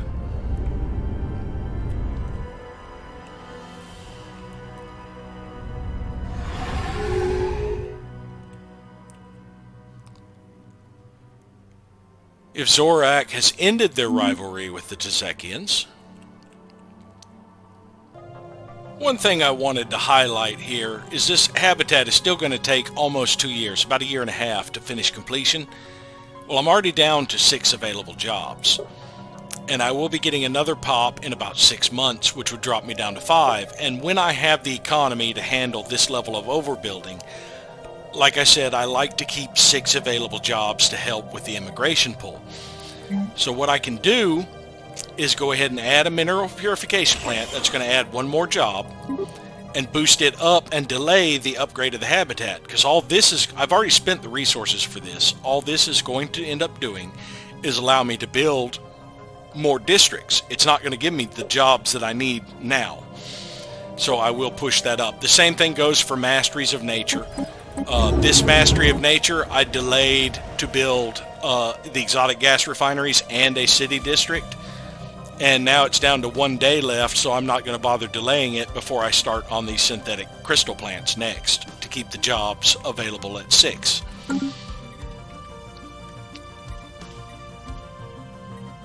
But yeah, now that the fleets have started following me over here, after we take Rosalis back and push this big fleet out, I'm probably going to take point and leave my fleets to come back and repair, and maybe even come back to like Lawam or something to get fully reinforced before they rejoin the fleets up here. Because I don't really need all 6 of my fleets up there. I'd like to keep a couple back here in case they start jumping or pushing in over this way. But this is going to hurt because my ship is going to, my fleet is going to be the first in. Oh boy. Maybe it won't hurt as much. Let's pull back to meet with these fleets because he's coming in. Or actually, let's pull back to right there and just loiter here. It's been verified the Prime Awareness has finished the construction of a massive Juggernaut ship. So they've finally got a Juggernaut. I have intel on them. I can see where it was built. There it is. It's in Verver. They have a Juggernaut over there. Well, all of these fleets will be pushing up that way shortly, as soon as I drop point after this battle. And I want to make sure that this guy is still coming into the system, right into our trap.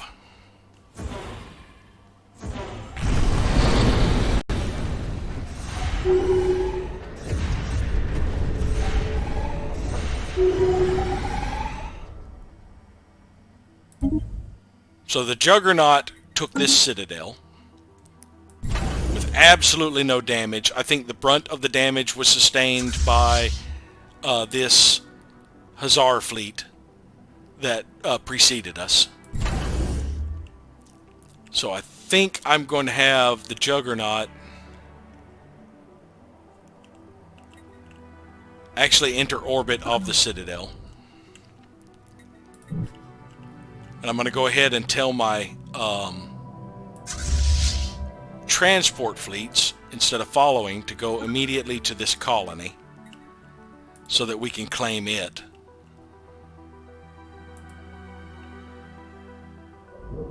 And there was no debris that popped up there. Now this other fight, we lost 2 more cruisers taking out these destroyers. They had no point defense, and they had no missiles or strike craft in this fleet. But we decimated another fleet. Now, I did not get debris here because the kills were probably done by my allies. So now 5th Fleet is going to push on to help retake this base. And once we retake this base, I'm going to shut off take point on 5th Fleet and stay here and repair.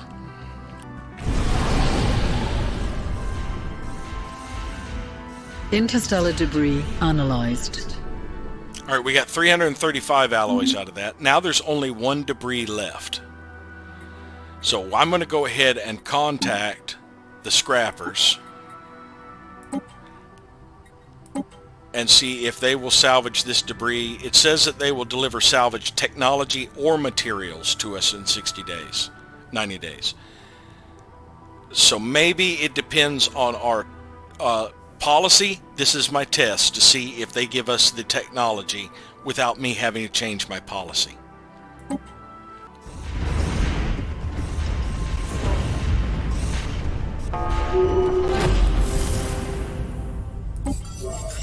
A short list of targets has been drawn up. These operatives who are no longer tasked with surveillance will provide cover for the others.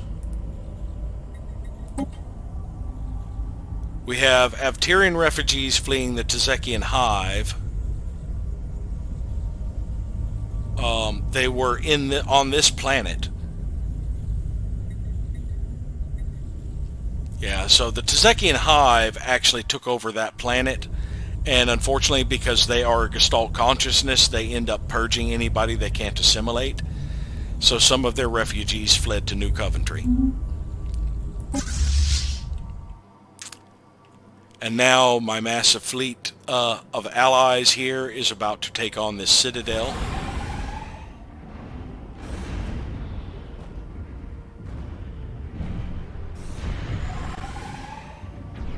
Knowledge is the key to the universe. We lost more ships doing this. So now 5th Fleet. We are going to disable Take Point. And we are going to sit here in orbit of this starbase to kind of guard this sector right now. And wait until we're repaired. Actually, better yet, where is 5th Fleet? We will actually send 5th Fleet back to Lawam. We'll make their home base Lawam. There's a problem when you get this huge list and it's not alphabetized. There's Lawam. Assigned a base, we will just tell them return home. Now that they are no longer taking point, they're pulling back. The other fleet that was with them was 6th Fleet. We will also assign them to Lawam and send them... Actually, no. We will assign them to Lawam and send them home. Now, I did give 5th Fleet... Yeah, I was trying to make sure I didn't accidentally click Initiate Jump like I did previously. And we have... Focusing Arrays 7 gives us even more energy weapon damage, and are now working on boosting up our shield harmonics.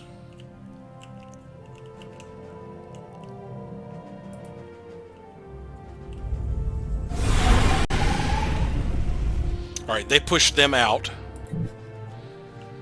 So now that we're no longer taking point, these fleets should stop following us shortly. It'll take a little bit for them to stop following us, but they should eventually stop following us.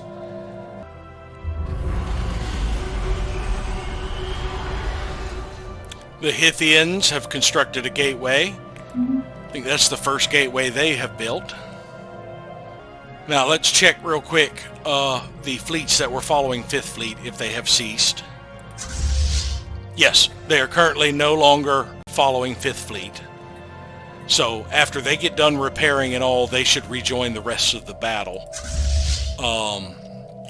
And head back down to the front and proceed onward while my ships pull back to repair. Of course, the Ahab has been kind of idle here. He's just keeping an eye on things. Typhoon's apparently keeping him company. No, they're passing through. They're probably at the hyper relay. Yeah, they're just jumping through this system to reinforce another fleet. So I still need 2 more gateways. I need a gateway to get over to this edge of my system. I'm probably going to put it in Kahanis, which reminds me I need to reroute the trade routes and have Kahanis go directly to Sol and Breglar go to Kahanis, because that's where the gateway is going to be, because this gives me more access this way. The other one I need is Limsa. Now, I don't really need a gateway in Caravan, even though that would eliminate the piracy chance here going to Earth. What I can do instead is the next time I get a starbase capacity, build a starbase here in Azeroth. And that will prevent piracy, because you cannot have a piracy outbreak in a system with a starbase. an actual upgraded starbase. So if I put one there, that means Caravan would have an unbroken line going straight to Earth where there cannot be piracy. And I could eventually put one in Birkenmar, but that's not really that necessary because I do need a gateway over here so I can get from one end of my empire to the other rapidly. I like to have gateways at all of my border systems where I can rapidly go. I have this one here in Succubus's Ball, which is good enough for getting to Verakus Black Hole. And I also have a gateway over here in Luam where I will probably have fleet stationed. They could quickly get to Verakus Black Hole from there. But yeah, that enables quick transit between. Now I could eventually, if I had nothing better to do, build a gateway here in Verakus as well, because it is actually a border system, even though this is an ally. But that's not something that I would consider critical. The Kahenis and the Limsa have higher priority when I get around to it. Now at this point, I think it would be a good idea to break up this fleet a little bit. Most of them are following the Ararat, and the allies are all following the first fleet, I believe. It'd be easier to select them this way. Let's see, where are they? Over here? No, that's my fleets. That one.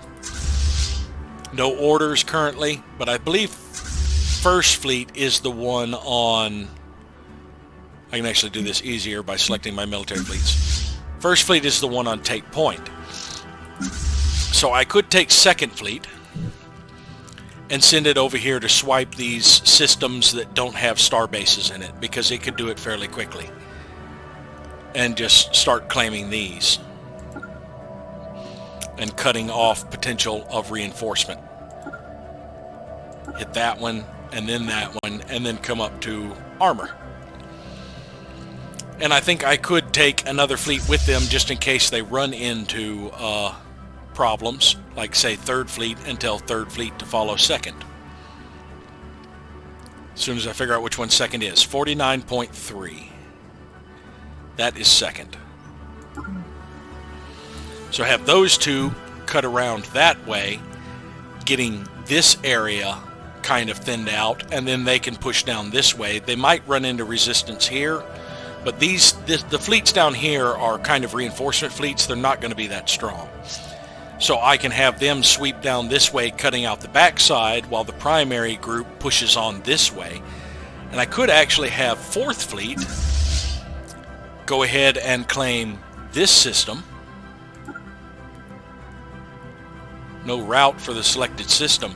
Oh, right now it's currently saying that we have, because the system isn't fully controlled, we can't get in there until the system switches over because of the, I can't get the icon to show up very well, but it has this in it, the FTL inhibitor in there, so we can only leave by the way we came in until we control the system, and it'll probably take a day or two for it to switch over and shut off that inhibitor, because the inhibitor's on the planet. We've got to take this planet first. Once we take that planet, then we can have the other fleet branch off and take out this system while the rest of us push down there and get that system, which gives us a choke point to push this way and get to Voidox.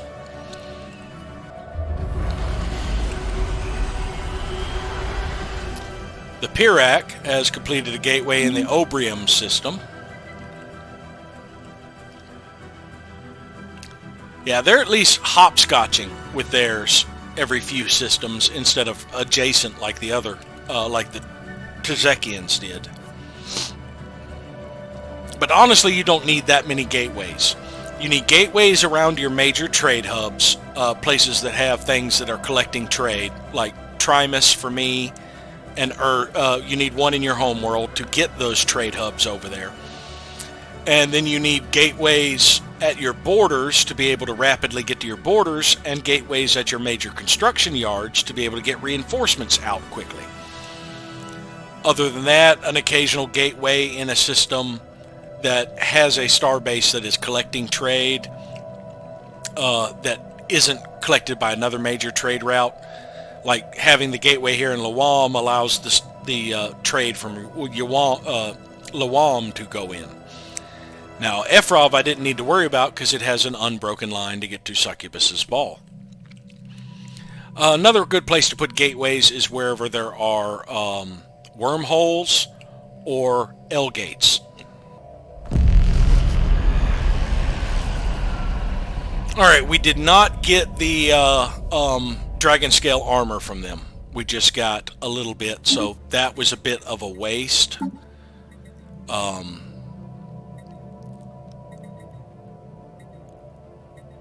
Yeah, planetary build speed is what we're on. So yeah, we did not get access to it.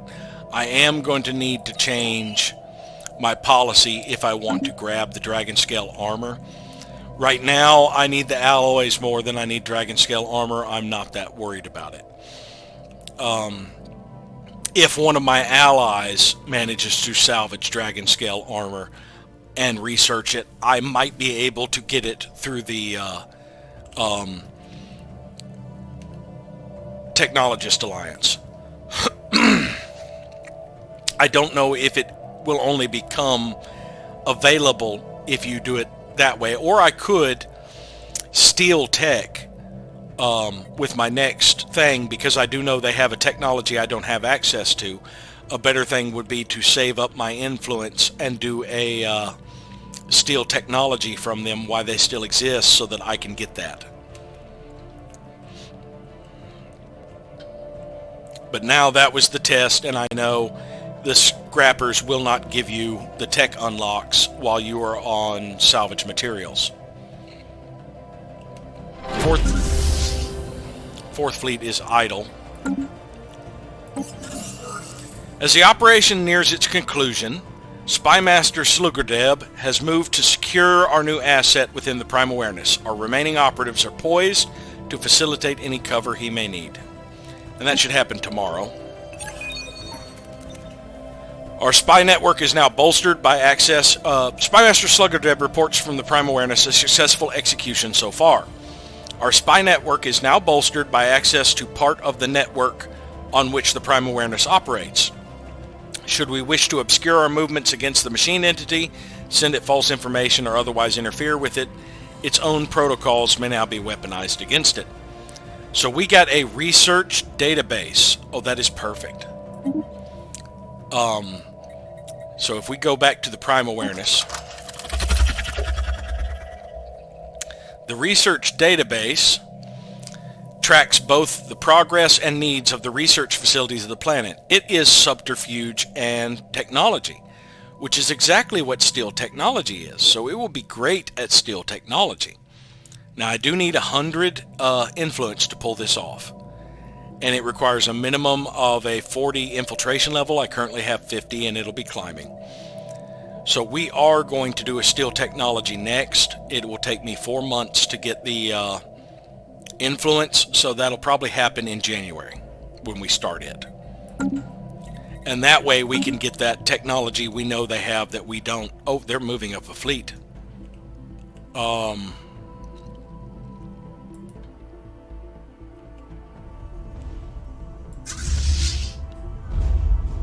These guys are not jumping on the planet yet, but the planet is being bombarded. Let's check the armies. Yeah, they're waiting until the armies are thinned down a little bit, because the garrison has a almost 3k strength, and our armies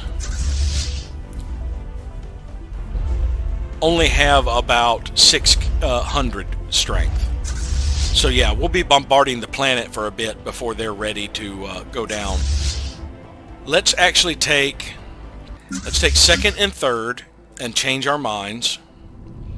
We are going to go ahead and intercept this fleet while we can. And fifth and sixth, they were the ones returning back to Lawam Station. That's right. So fourth fleet is the one that we will send around this way. He should be able to handle this by himself.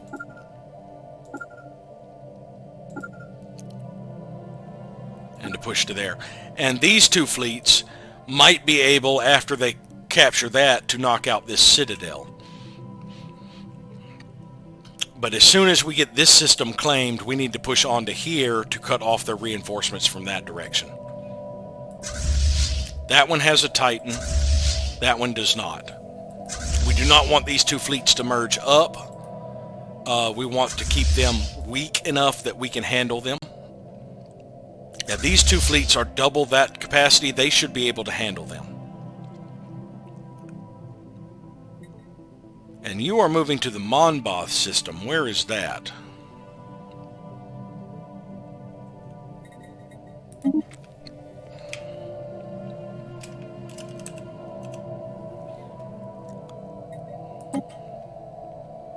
Okay, so he is planning to go that way. So maybe he is also going through armor. Let's see. I can't see which direction he's going. He just came out of the wormhole.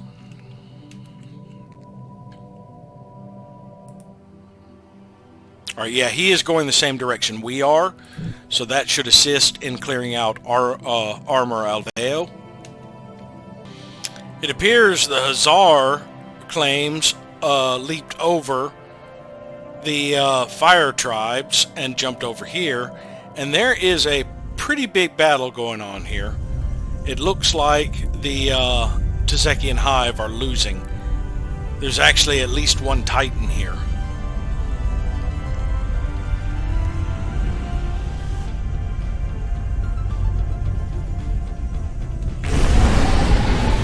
Yep, they fled.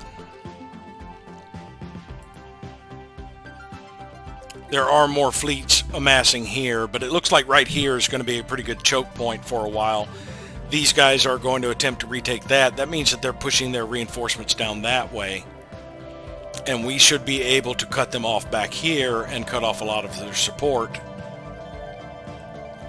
It appears that the Prime Awareness stopped and retook the mercenary company that was up this way.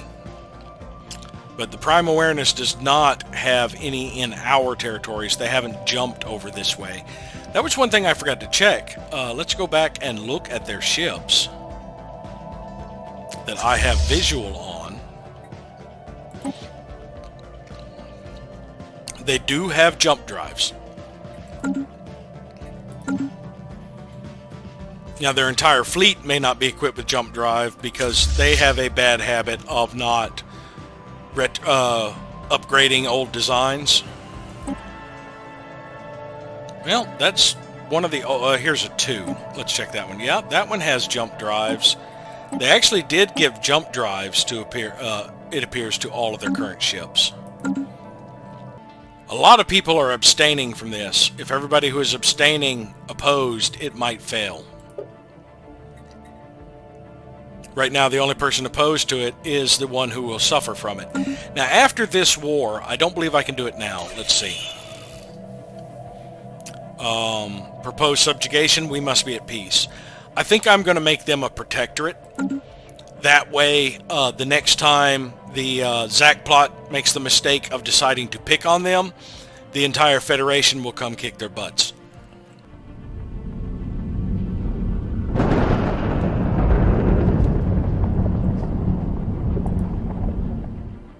We're just about to jump in. Yeah, there we go.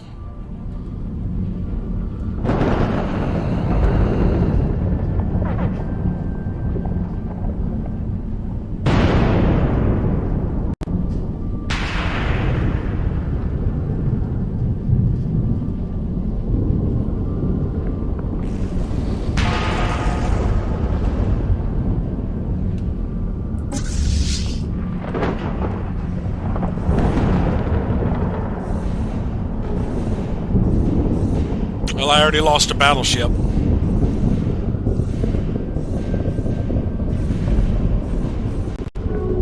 Lost a second battleship. We have a favor with the Commonwealth of Man.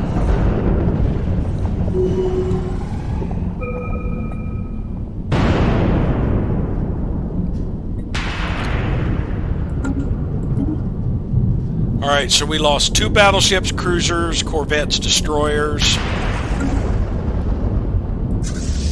So these two ships are going to stay at this starbase, I think. Well, I can't repair at that starbase. I would have to actually take a Citadel. I think we are going to push over this way to take on that Citadel with those two, and then enter orbit of it. My idle science ship is going to come salvage this.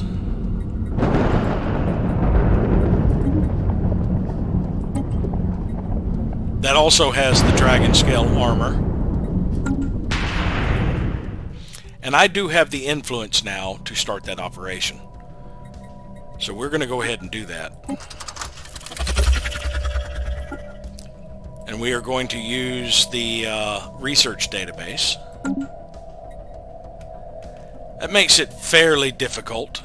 I mean fairly easier, because our skill bonus is bumped up another 8.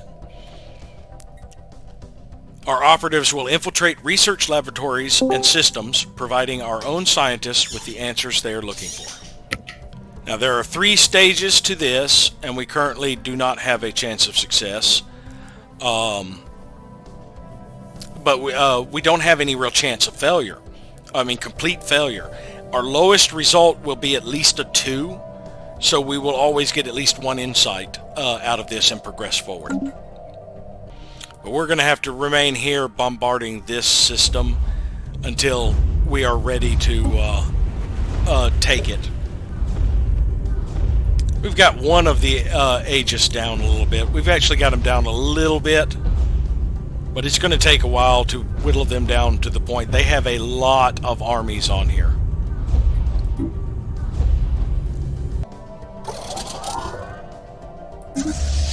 Fifth Fleet is now fully repaired.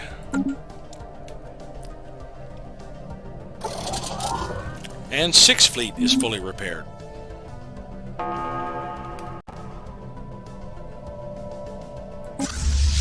And we have just started engaging the outpost up here in Bovatir. I should sweep through here fairly easily with that 1 fleet and take out all of these somewhat undefended systems. If the Hazar is pushing forward this way, they should get those systems, and then I should be able to rejoin my fleet, and we should all be able to hold this choke point if the Hazar pushes up that way. They don't really have any fleets over here, so this way could almost be completely swept. Yeah, it's right about here that we start running into fleets again, and this mass is pushing forward here. Yeah, that Tezekian Hive fleet is going to fail again because it is severely outclassed. These ships need to get in there and support it. They're on their way. So if they can get in there and crush this resistance and start pushing up, sweeping up this way, we can start cutting them off. I'd like to get them pinned over to here, where we have like this area as a choke point.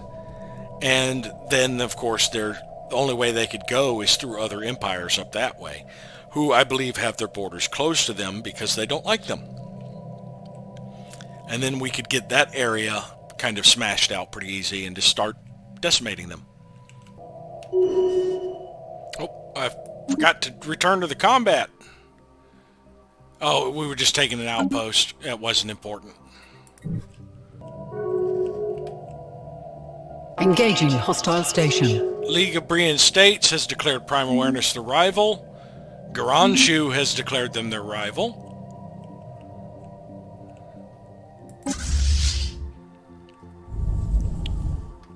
Alright, we're taking out this orbital ring, and then we'll proceed on to the Citadel.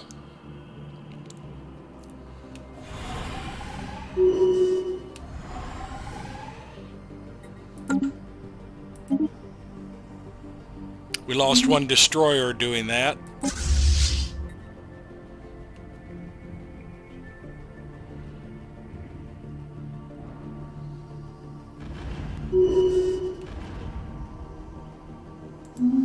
Oh, I need to quickly go to Oltenia Station. I did not have the influence to upgrade it last month. I needed to wait one more month to get it.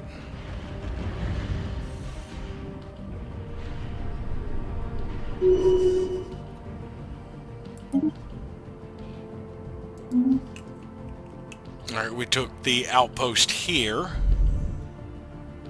and are proceeding to sweep around this area.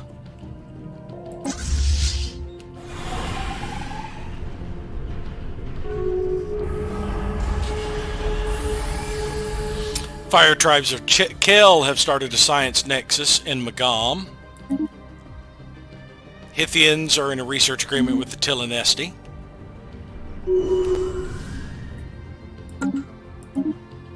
We lost another destroyer, and Third Fleet lost 2 destroyers and a corvette. So these 2 fleets need to orbit that station to repair and wait for reinforcements.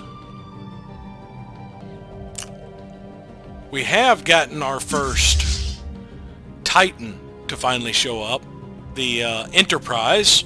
Our first Titan was called the Enterprise. Has shown up here in First Fleet.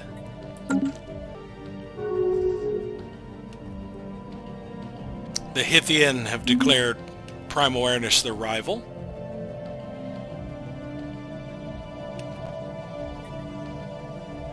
Why have I not gotten a combat here in Codria yet?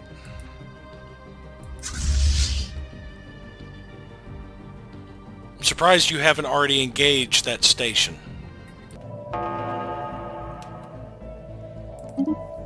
We've got assembly algorithms too.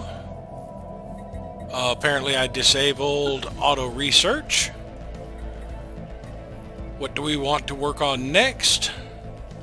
Well, we haven't started on strike craft attack speed or explosive weapon attack speed.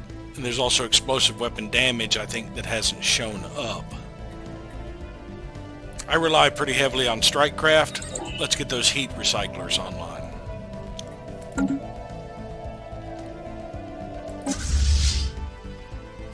Alright, now Fourth Fleet is finally engaged.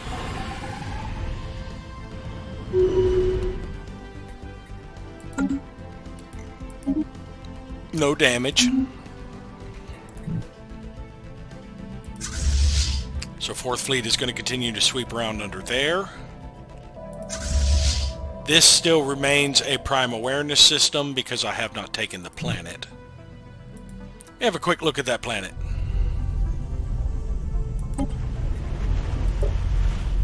Yeah, it has a pretty big garrison as well.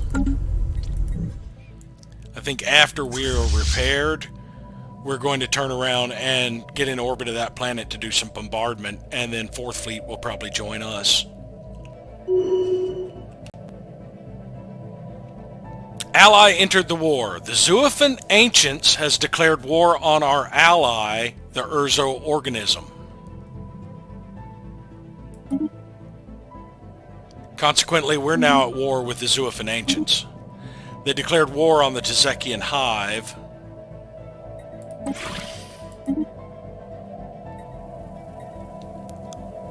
It is merely an offensive war. Boy, you made a mistake, my friends.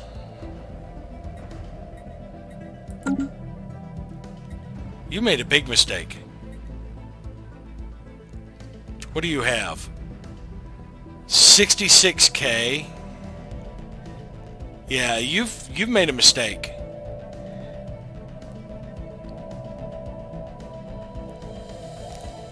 You see what your Citadel's power is.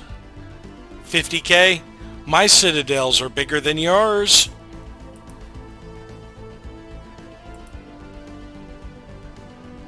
That one's 116k, this starbase right here.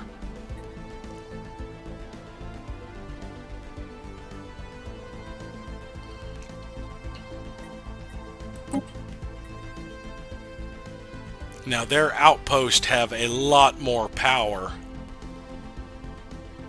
than my platforms, I believe. They have 120k starbase in their home system. Let's have a look at my bastions. My bastions are around 70k. It's not too big of a difference from us.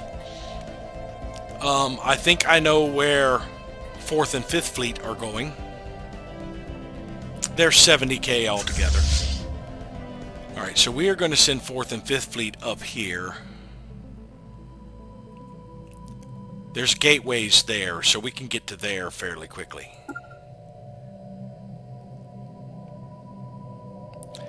Actually, let's rally here at the hyper relay.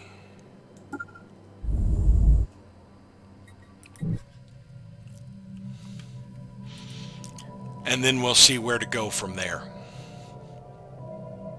So we now have 2 wars we're part of.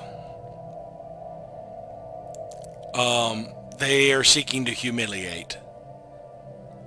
I believe it was the Urzo that was actually attacked, so they're going to be the ones to select.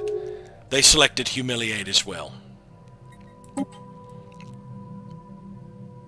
Tz'Akin Hive has ended the rivalry with the Ivzorak.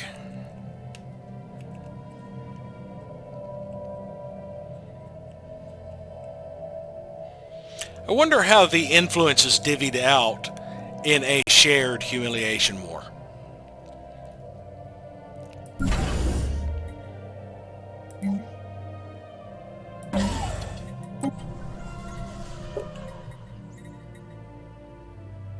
Oh, I didn't need that. This one doesn't need to upgrade its number of districts. It's going to have the full amount of, when I shift over the mining, it's going to have the full amount of agriculture then. So I actually didn't need to wait a month to queue that up. Knowledge is the wait a key second. to the universe. This resolution is currently going to fail.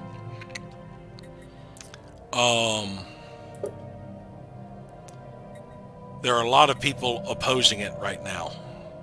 I can get 30,000 off of that one, but that costs a lot of... Let's see, we need 100,000 to get this to pass. We'll wait until closer to see what we need to do. Aggressive conditioning. Iterating on the standard conditioning regimen for ground troops has proven to make them more effective in direct combat. And now we're working on more naval capacity.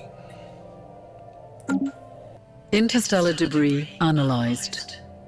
Got another 2,000 alloys out of that. My science vessel is probably not doing much of anything now. Yeah. Let's pull it back to the Juggernaut.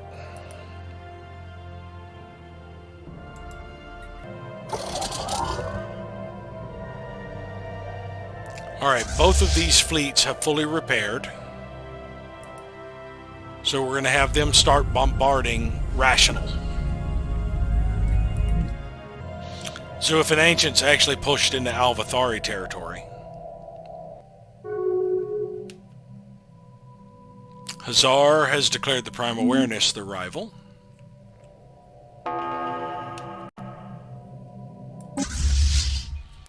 Fourth Fleet is engaging another outpost. That was fast. It did do some hull damage and armor damage. One of the Marauder missiles got through. Apparently our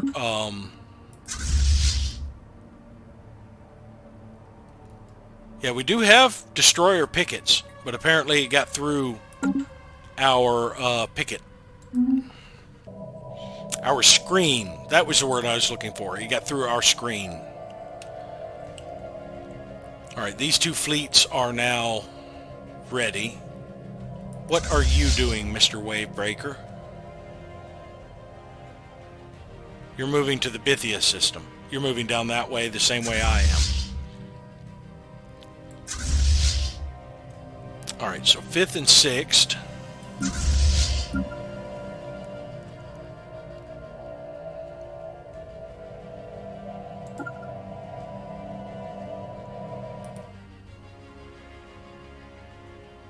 Yeah, we'll just hold that position right now.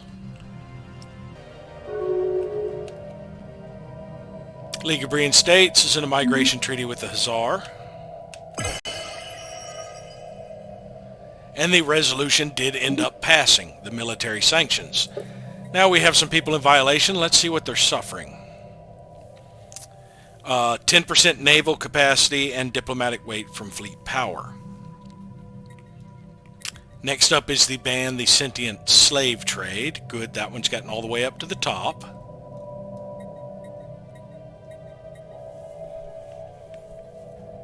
We still have the economic sanctions. And it looks like someone has yanked the other sanctions off. Yeah, we have the economic sanctions proposed. Administration sanctions have passed. Nobody's gotten the moderate ones yet. The research sanctions had their support yanked. Now we have a hard choice here. We're about to get into combat with the Zuafan Ancients. Now they have technology I do not have access to, and the only way to get it is by salvaging their ships. They have the dark matter reactor. I have a source of dark matter, and they have the dark matter shields. So what I'm thinking about doing, the debris will last 4 years after we fight them. What I'm thinking about doing is either switching now, which will lock me in for 10 years into researching debris instead of salvaging, and going ahead and sending this science ship over that way so I can get the dark matter stuff quicker. Or I could continue to stay on salvage while I'm doing this war and decimating their ships for a while to get more alloys. The majority of the fighting is going to be being done by my allies down here. I'm just hoping to get in on the salvage for the Zuafan Ancients. I think I am going to give it a shot. We're going to change our policy. And we'll be stuck in for 10 years, unfortunately. We are going to research debris. That means if we want alloys out of it, we're going to have to sell what's left, if we get any debris, to the scrappers. And we are going to go ahead and send this science ship, the Aldrin, over this way to try and get these as soon as possible. It'll take him 5 months to get over there. And any debris we generate over here, I'll just go ahead and sell to the scrappers. Yeah, they're moving on to the next system. Our operatives have secured attendance at an interstellar scientific conference to which the Prime Awareness have also been invited. By whom? I mean, we're at war with most everybody. Our efforts are focused on scouting only the Priman delegation.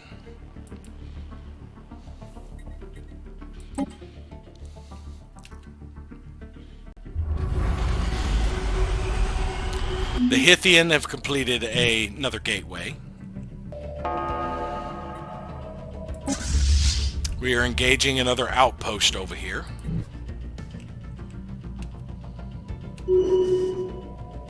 That was fast.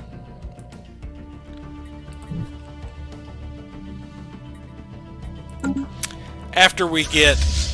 let's actually change this to attack that station, so that if this fleet takes it, I don't have to worry about it. And then we're returning here to repair. And let our reinforcements catch up with us. Yeah, we took no damage. Didn't need to shoot down anything, as a matter of fact. We took out that outpost so quick. We're going to retake that base from behind them. Construction completed. And then go after them.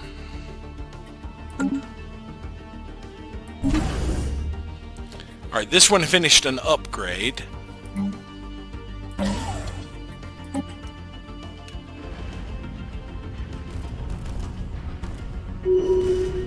They do have strike craft. I see them swarming around there. The Gronshu can now use the claim against us. Really? They laid claim to one of my systems? Oh, the Pirac claimed some stuff down here. Let's look at claims. Who freaking claimed one of my systems? Gronshu. What system of mine did you reach out to claim? No, you must have claimed some of my allies' territory. I'm not sure where.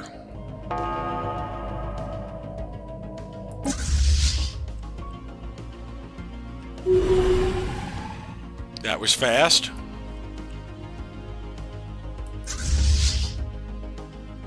What is going on here? Why do I have a redirection? Oh, because I'm going to the hyper relay. I thought I was going to his own line. Got it. Did I take any damage in that? No. Yes, I took a little bit of hull damage. But we're on our way to repair, so that shouldn't be an issue. Alright, the Vingral are back.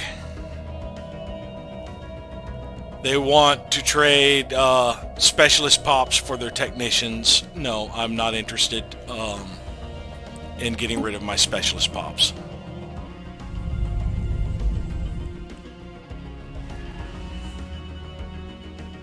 Engaging hostile forces.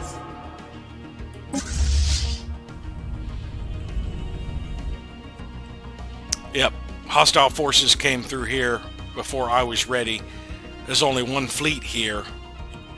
This is not going to go well. Why are you just sitting there?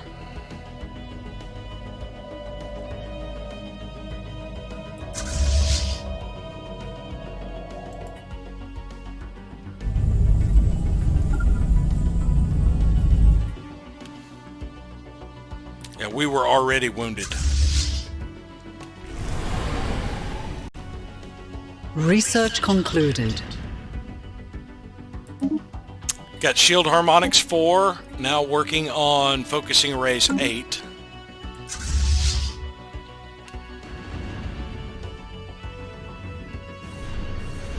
Oh, wait.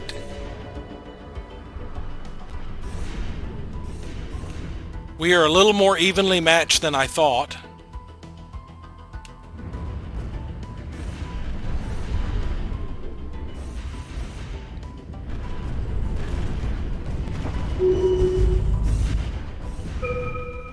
And my reinforcements arrived. Alright, so we took out one of their transport fleets. And now we are on our way to intercept their main fleet, which is currently bombarding a planet.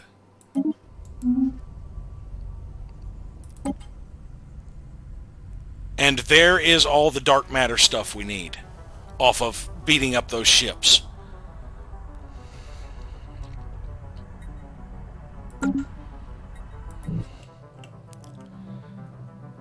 Where is my science vessel? Right there. I want you to research that project. It's a shame we have to stay locked into research for 10 years for this.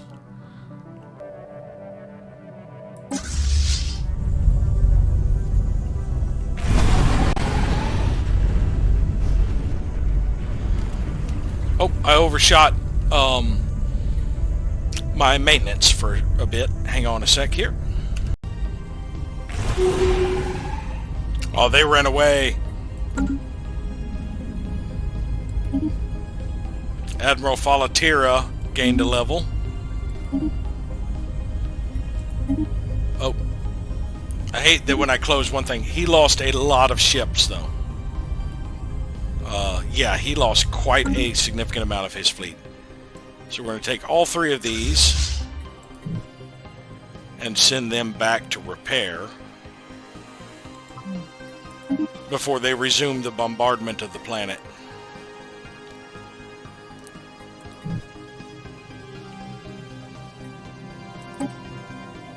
Okay, this does also have the dragon scale thing, so I will be able to get that. How close are you? You're 2 months away from that. I'll have you do that and then probably hop back over there to get this. And then we'll have the dragon scale started.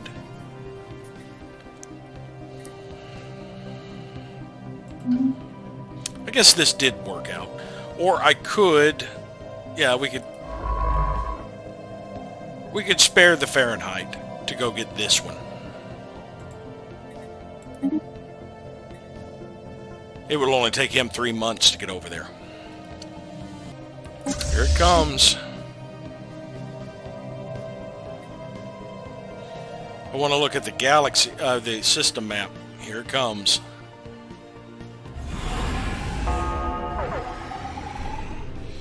This is going to get ugly.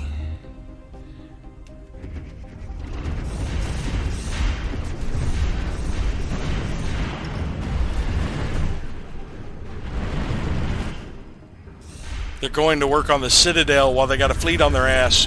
There we go. Whoa! Look at that shot from that Titan. What was it hitting? I think it took out one of my battleships.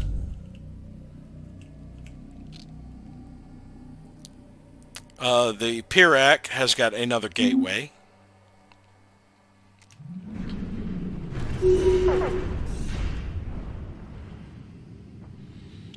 One of my fleets is missing in action. 6th Fleet. Oh, a solitary battleship.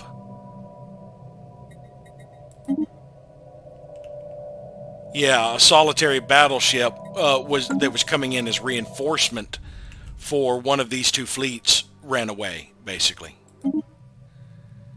It took a massive amount of damage.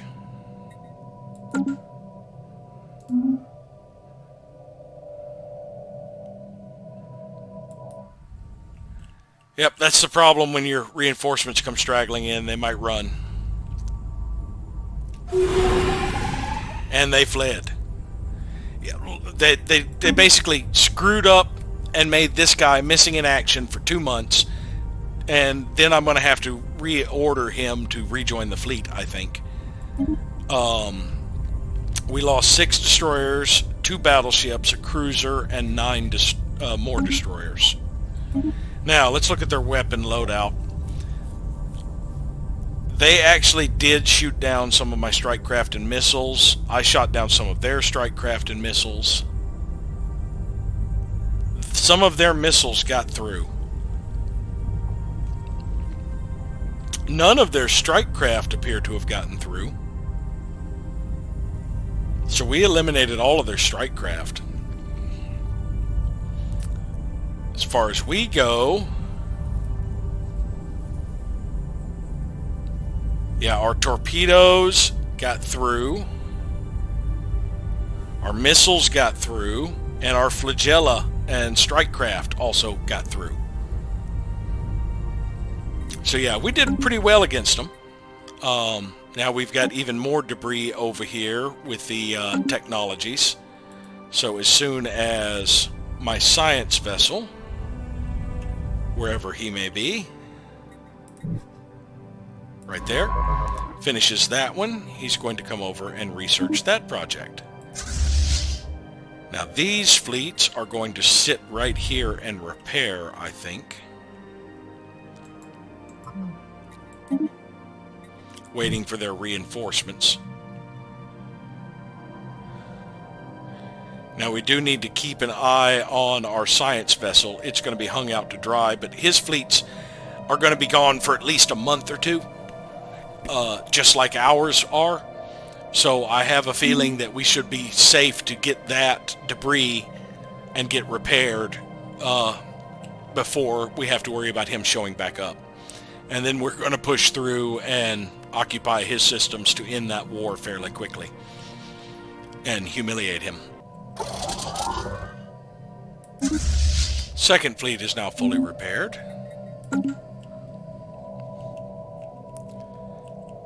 Now, if I'm not mistaken, 2nd Fleet is right here. It has a Titan. We are going to send it to finish bombardment over here.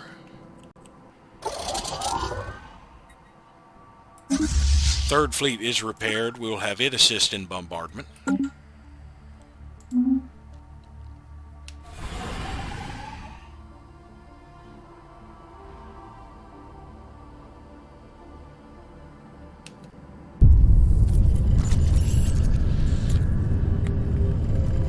Alright, they granted us a military fleet. Our shipyard has been working tirelessly. Yeah. Of course, they sent it to the middle of the galaxy. It is corvettes. We do have a couple of fleets that are missing a lot of corvettes. We can send it, refit it, and send it up this way to reinforce the fleets up here, probably. Or we could just send it to get scrapped if we're not missing enough corvettes. I believe we have enough resources to sell to be able to get a few more, or at least one more reliquary. We have some surplus minerals. What are the price of alloys? Still too high. People are at war, so they're buying a lot. Alright, so we are going to contact the Caravanserai Caravan Coalition and open a reliquary. Nothing, just that gun. I can buy another one.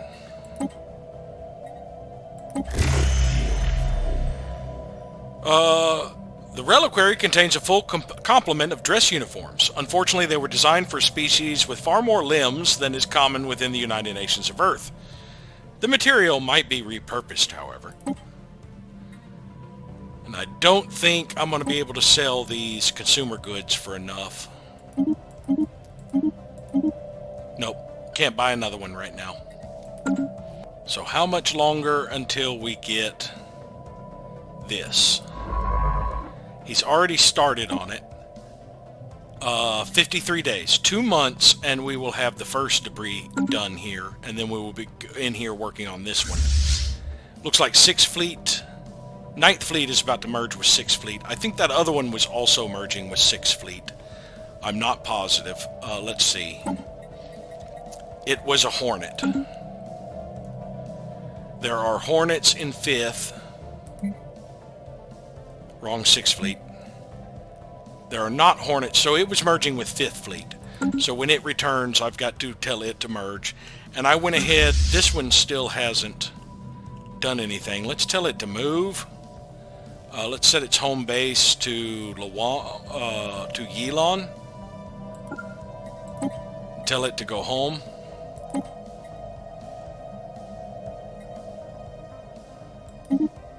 There we go.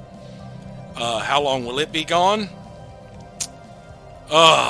Until July of next year, so a year and a half. But I have already cut down 4th Fleet's number of corvettes. I'm going to switch them over to Aztecs and just have it merge with 4th. That cuts down on how many reinforcements 4th needs. Just so many places to keep an eye on at once right now. Let's see how we're doing on bombarding this colony.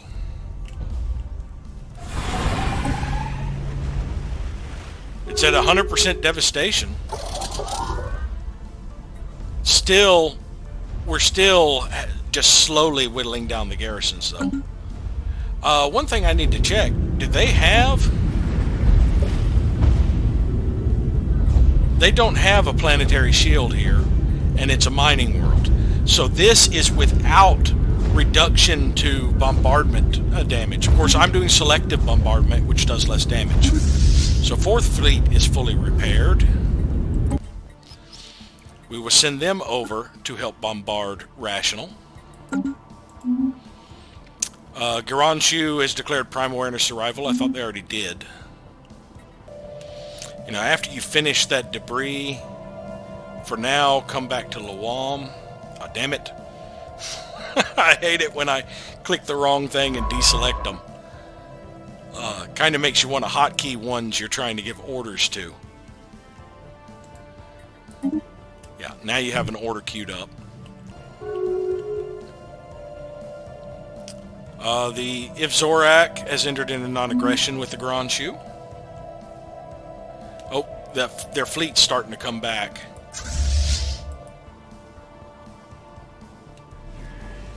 It's coming back to the base to repair, so I think I can still finish this before they get repaired and come this way. Yeah, we've only got 9 days left.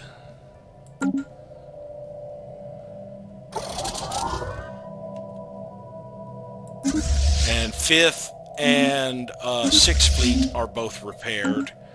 So we will move them to protect this outpost.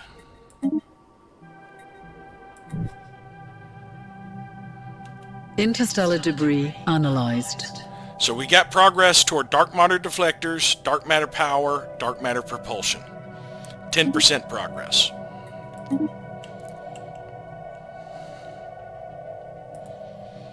And now that science ship should get safely to an area.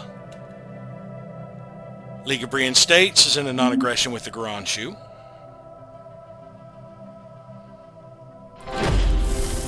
Their fleet is on its way through. How close are we to using the hyper relay? 2 days. We'll be out of there.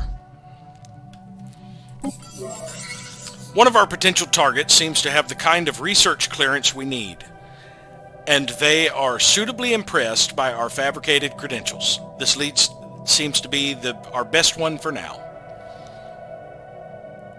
All right, that is stage 3. So I believe that is the last stage we are now on. Let's see.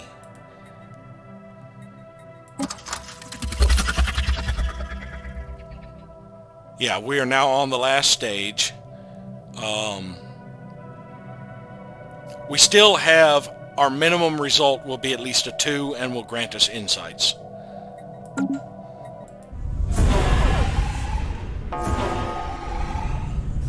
Back for more, eh?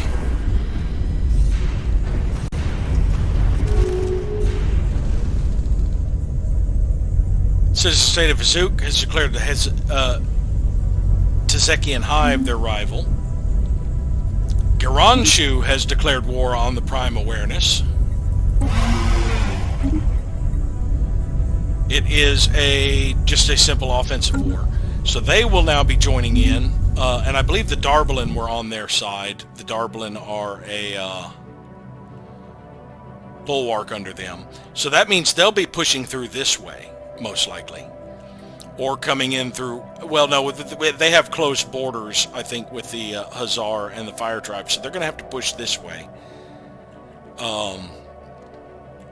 And push up this way. And that will be another front that the Prime Awareness will be suffering on. See, did it just add them to this section of the war? No. It did not simply add them to our war.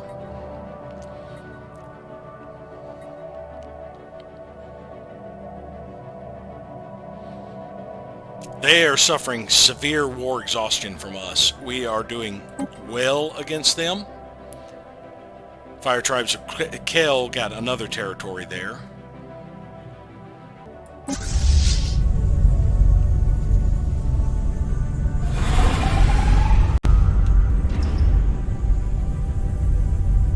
Well, we've stripped all of their armor. All they have left is hull on this Titan, and the 3 escorts have already fled.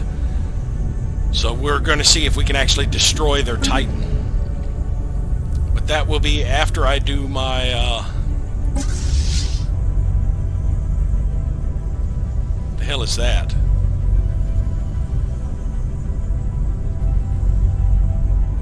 Oh, you're just telling me that these fleets are in combat? I already knew that. That will be after I do my maintenance.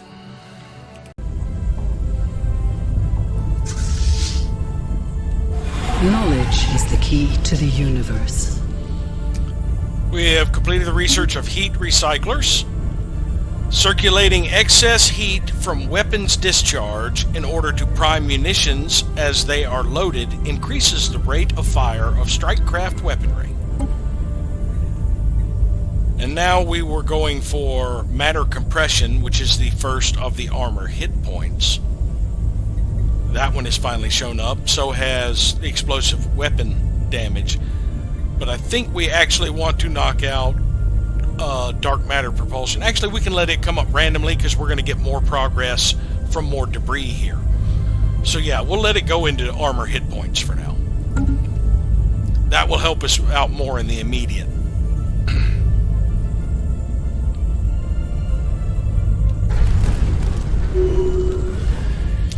We got the Titan. The Titan did not run away. That's about to blow up.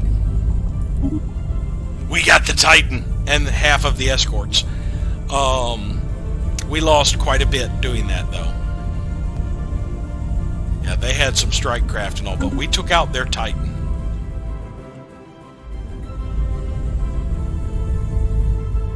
Yeah, so after we finish surveying that debris, we're going to come back in here and research these projects.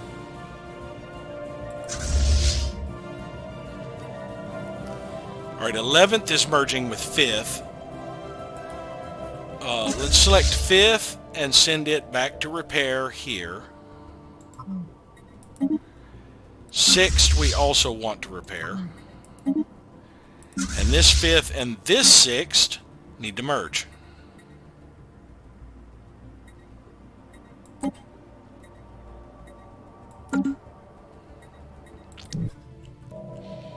Now, one thing they don't give you a lot of intel on is how things like levels and veterancy affect your stuff. Because if you look at these, it says that my rank is veteran. I believe there's a rank above that, above veteran.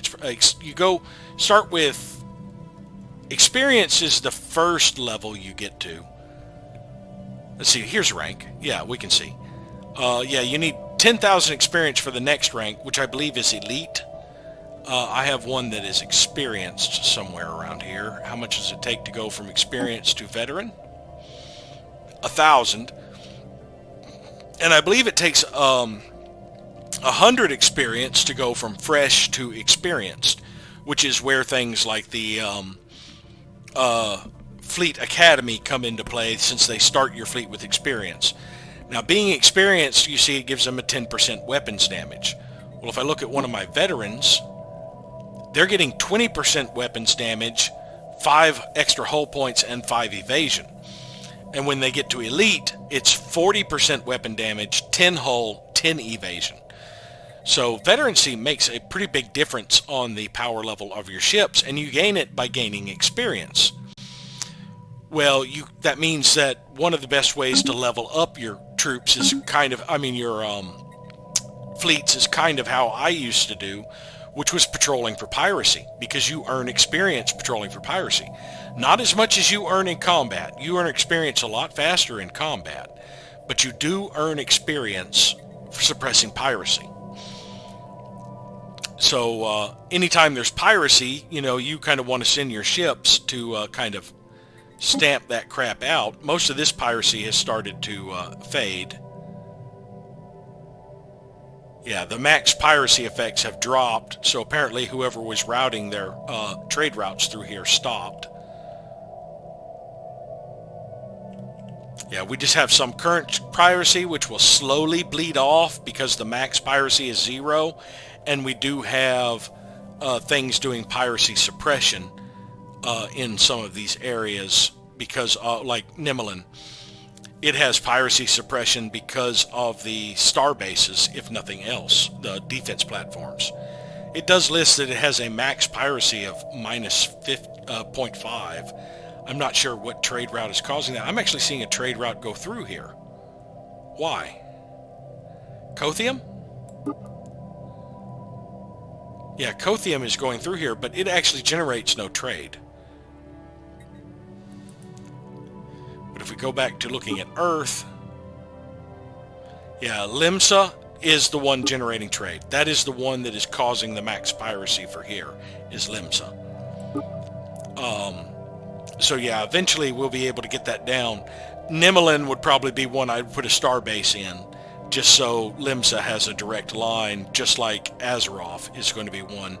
This does have max piracy, but we have enough suppression, not suppression, but protection to ignore it. because we have so many star bases that are extending their defenses around here thanks to the gateways. Because defense does go through gateways. Because Succubus Ball would normally not be able to reach this. 1, 2, 3, 4, 5, 6 would be as far as it could get. But it does extend the protection through the gateway, so it pops out at Earth. And basically, if you have gateways on your border systems and on your home world, and your border systems are all, bastions, you're going to have some outrageous trade protection around your home world area. Well, basically around any area that has access to a gateway. Interstellar debris analyzed. So we did get access to artificial dragon scales and autonomous ship intellects. That's a new one on me. I didn't even know that one was available. That didn't say that research was available on that. Let me check that one out. All right, so we're doing focusing arrays 8. That's dark matter. It was a physics research. Naval capacity. Nothing there.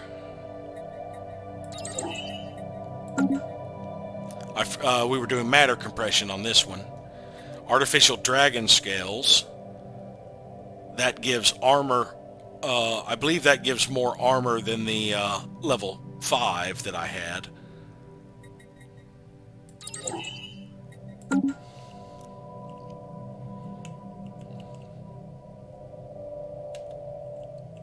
I guess the autonomous intellects is actually a machine intelligence only tech.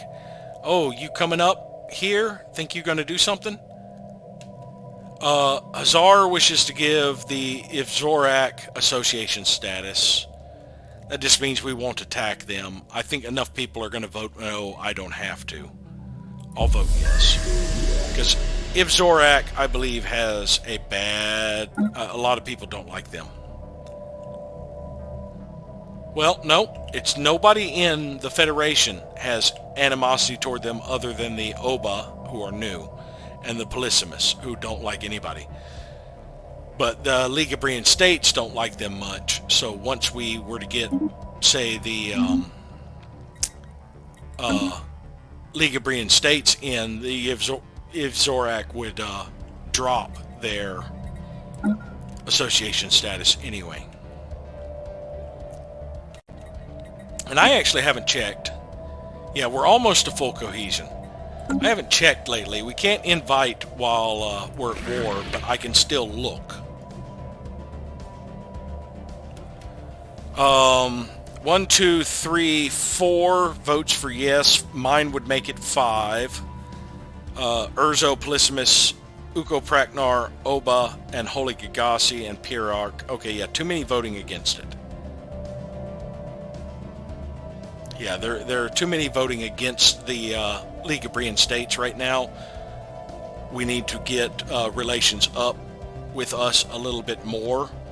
The Oba should vote yes. Well, no, they're xenophobic as well. So the Oba and the Polysimus will always vote no. The Uko Praknar and the Urzo should come over onto the side fairly well.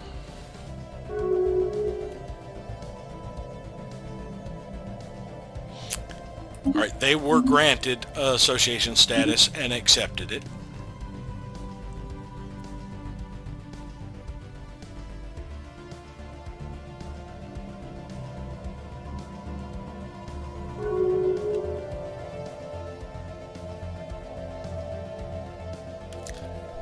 They immediately ended their association status because they don't like the Polysimus. So much for that. Did you not realize they were part when you accepted it, moron? Interstellar debris analyzed. Got more progress toward the dark matter stuff. And we've got 2 more debris to analyze that'll give us another 10% each, I expect. So we'll get a huge chunk of progress just off of this. He's already on his way to that one. He will be there in about a month. Who is this? The Pirac. Yeah, the Pirac and the Fire Tribes and the Alvathari are all up here helping to humiliate these guys and get that war over with quick. I guess they had the fleet power to spare, considering that the Hazar and I, as well as some of the Fire Tribe's fleets, are keeping the Prime Awareness occupied. Especially now that the Garanshu have come in. Yep, there's the Garanshu right there. They've already partially occupied this system, so they're going to be antagonizing them from this direction. I noticed a few issues when going through my maintenance. First was Blizzard. It is getting fairly low on amenities. And I also noticed I did not plan a spot for the Galactic Stock Exchange. I had mentioned this in a previous one. There's not really a building I want to give up. I don't really need the bonus to strategic resource gather output when I get sufficient refineries. So I could switch this away from being a mining world, despite how much tremendous bonus it is giving me in mining jobs and strategic resources, to make it a forge world, and then I could give up the civilian fabricator for a Galactic Stock Exchange, because it overall provides 2 merchant jobs. They provide amenities and consumer goods and unity, as well as trade value, and it boosts your overall trade value. So I think that would give me more if I didn't have... actually, I could probably go ahead and swap it for it. It'll promote those 2 up to be the merchants. And I believe the upkeep is the same. Upkeep will go down. Yeah, I can go ahead and replace this with the Galactic Stock Exchange now, planning to make this a forge world. But also, it is low on amenities. That's another reason I would like these guys. They provide another 6 amenities. And I decided to go ahead and swap the alloy processing facilities for now with a Gigamall that gives me more amenities from clerks. Because I do have 8 clerks, so that is also going to boost my amenities on the planet. That is in the off chance I really don't worry about this becoming a forge world and keep it a mining world. I can just deal with not getting the extra alloy that they will all produce from this, because this ends up just being 1 extra alloy at the cost of 2 minerals upkeep. Now that extra alloy will get multiplied by all the bonuses they give. If we go down here to Metallurgist, they're already getting a significant amount of bonuses. They're basically turning 4 alloys into 9.28. They could eventually get up to where they're getting 5 alloys or 6 alloys, so they could make it about 12 alloys apiece or more, 12 to 13. So yeah, I might switch back if my amenities, because this planet is pretty much at the extent of its growth. A Galactic Stock Exchange would add no more jobs than this already does. Upgrading this adds no additional jobs. So it is at the extent of its growth. If I did, I would. Right now it's going to give me 8 extra amenities, which is going to help out by boosting the stability slightly. 1 extra point for now. Maybe that's not worth it. Yeah, maybe we keep it with the alloys. Yeah, forget about the Gigamall and deal with the lower amenities. I can always, since I do tend to have a surplus of consumer goods, keep this one a little boosted by distributing luxury goods here. That does boost amenities by 25%. And I could just keep it renewed every 10 years. I can easily get 1,000 alloys in 10 years. I get 1,000 consumer goods. I get it every 2 months, and I've been selling this stuff.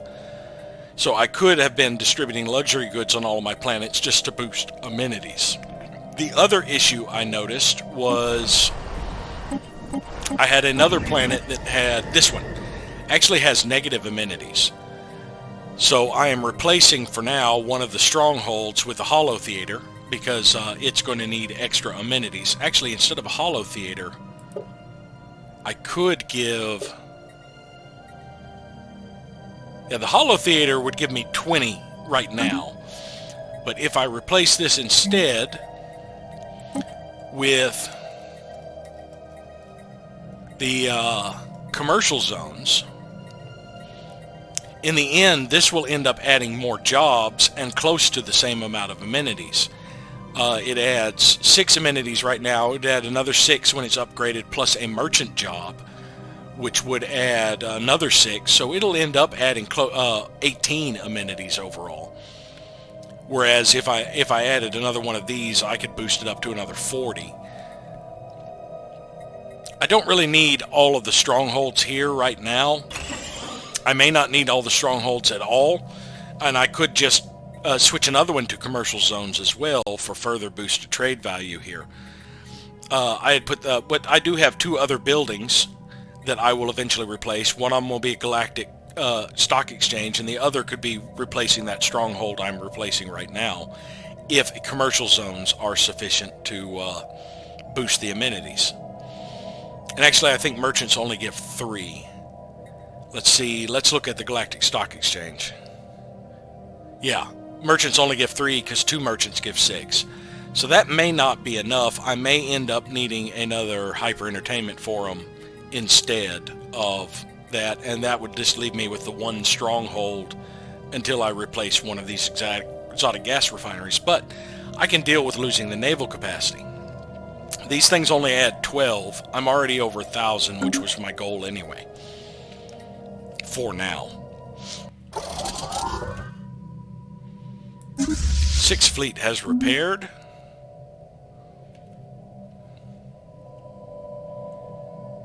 After 5th Fleet repairs, we will send the 2 of these back out there to guard this border, since I am in here with the science ship getting materials. Yeah, we'll just come over here to guard this area for now, and eventually push through to here to get rid of it. Well, they've got a pretty weak fleet. You know what? Forget about it. We're pushing through right now. Oh, that is a pretty big base, though. Altogether, we do not equal that. Never mind. We will come in to support if our allies push there. Where are our allies doing currently? Yeah, our allies have sufficient to push that way. So we will let them push through to do the humiliation. I don't think we want to take the losses right now when we're trying to rebuild these fleets anyway. Knowledge is the key to the universe. Got Fleet Management Procedures 2. And for some reason, auto research has dropped off of all of these. I guess when I click these to search them, it cancels auto research. What do we want to research? Looks like we've gotten at least 1 level of everything. Let's go for more monthly unity, because we still have not gotten up to where we can get another ascension level for our colonies. Oh boy, how close are you? 2 days into the system. My science ship is in danger. Our science ship is under fire. Okay, they intercepted the fire to our science ship.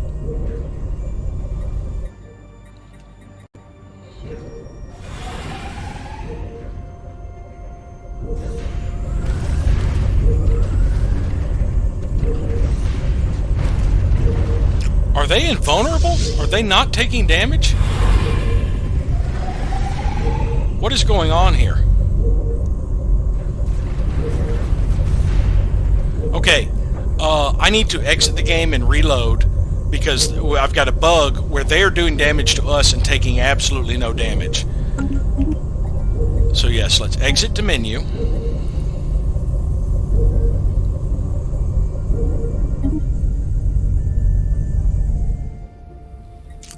and load the game back.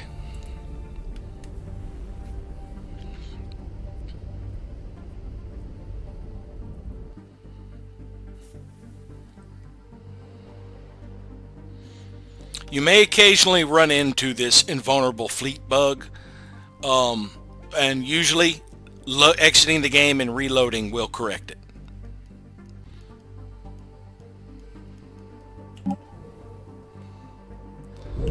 Alright, let's get back to this combat and see if that corrected it.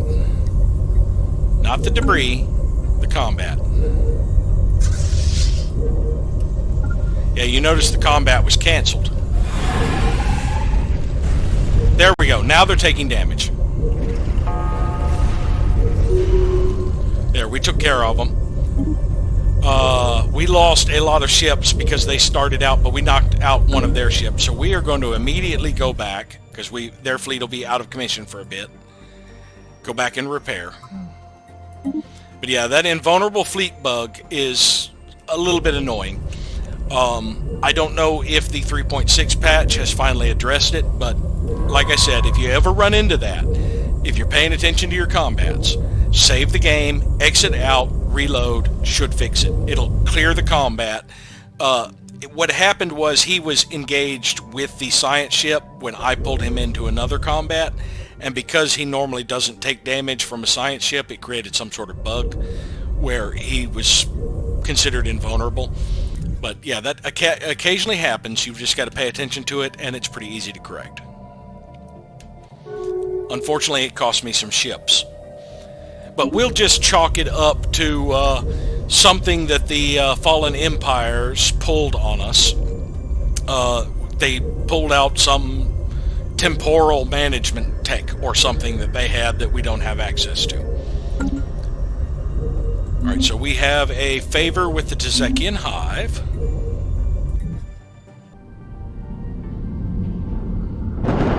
Well, that's foolish. Prime has sent someone into this sector, and there is a much more powerful starbase in here. Oh, here comes the Juggernaut.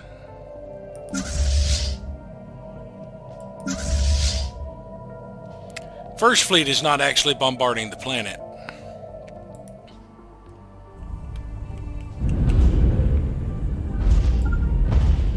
So we'll leave First Fleet here and send the Juggernaut. Actually, no, we do kind of need First Fleet to come along because my allies are following it. There is a fairly large fleet right there. How many K of fleet do we have here? We can hold off on the bombardment right now and take these two.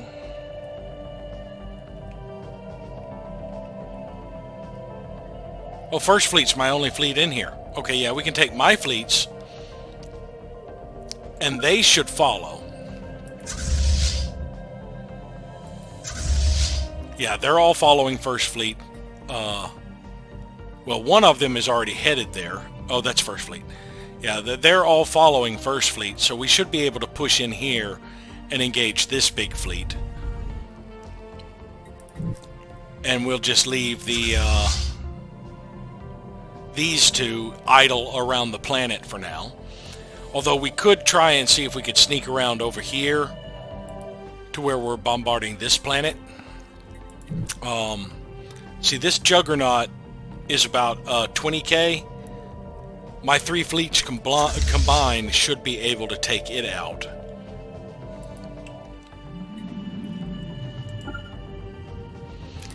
So we will just move that way before we go back to resuming bombarding the planet.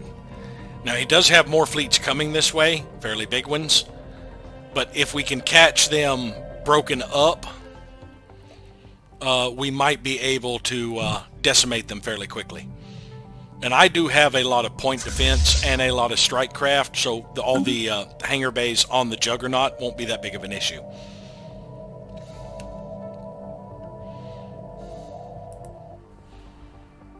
They're breaking up their fleets anyway.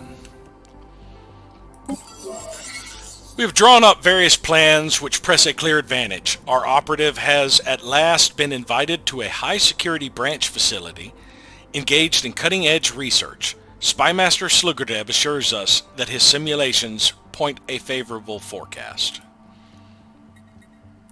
So that should be the conclusion of that. I think it takes about 10 days for us to actually get the result.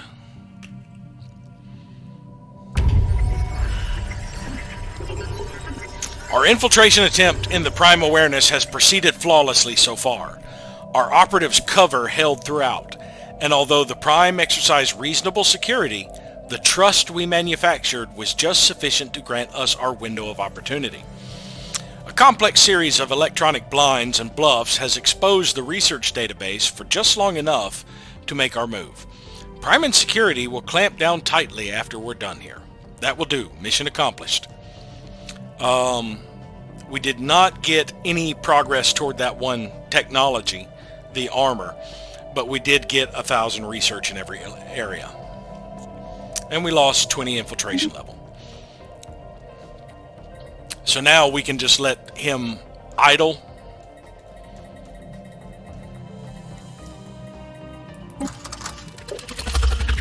To build our infiltration level back up.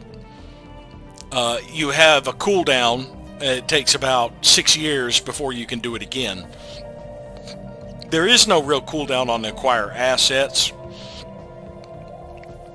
Prepare sleeper cells. You can't do while you have it in progress. But yeah, I can basically either go to acquire another asset, but I'd rather just passively wait for my infiltration level to build back up. My base intel, my infiltration level doesn't matter for intel. My base intel level is enough to stay at 80 pretty much constantly. So I could go ahead and immediately acquire another asset if I wanted to. I think I'm good. I was kind of hoping, I'm kind of glad that I did switch over the tech, because I wouldn't have gotten access to the Dragon Scale armor otherwise, because apparently I did not steal research for it.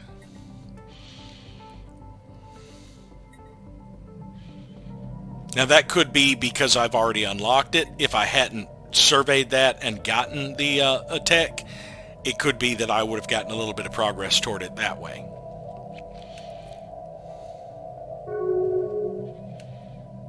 Tazekian Hive has declared Garanshu their rival. I don't like that. Interstellar debris analyzed. More progress toward the dark matter technologies. And we are on the last debris over here, I believe. Oh no, there's still 2.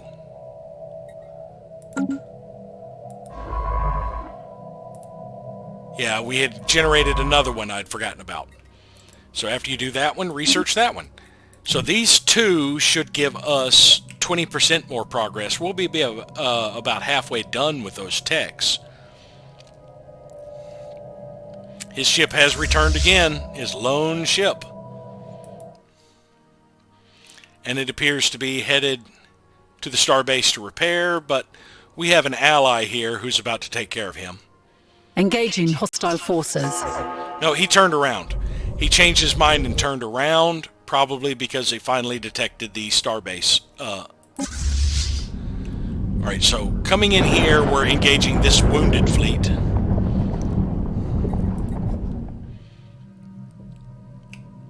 Where did that... Oh, the Juggernaut ran away.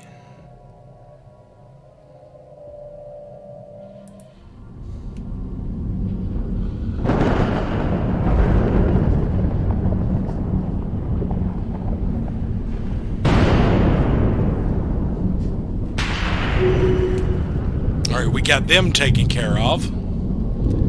Took a little bit of damage. I think... Where is that other fleet in this over here? That other fleet is also wounded. I'm not sure exactly where he's going. We did suffer some losses doing this, but we also inflicted quite a bit of damage.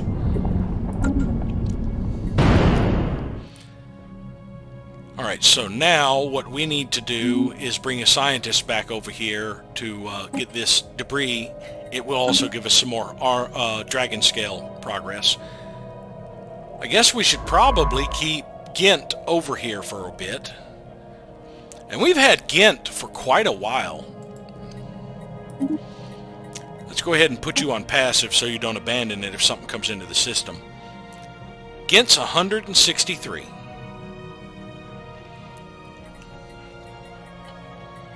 I think by default they live to be 130. I've got enough progresses. He's one of our older ones. He is our oldest. Yeah, he's still got another 12 years before he risks death, and we may get more age bumped up for him before then. Engaging hostile station.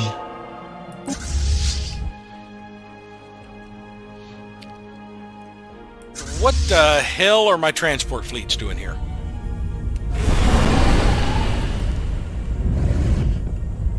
Well, I tell you what.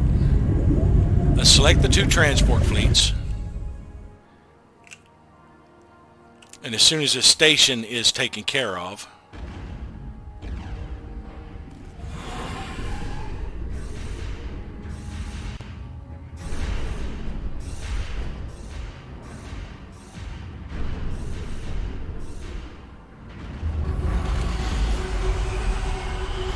it appears our transport fleets, it is not a relic, it is an antique. Just think, it survived this many centuries already, built to last.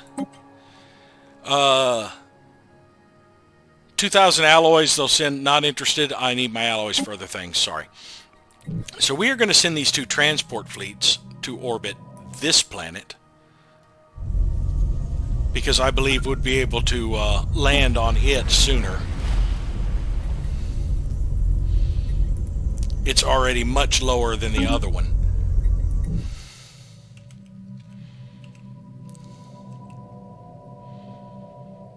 Hithian has a gateway.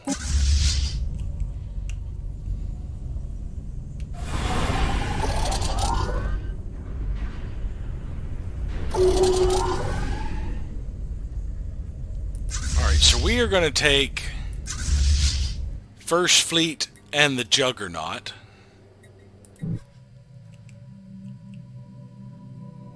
Hazar has already claimed that system. And we are going to come down here.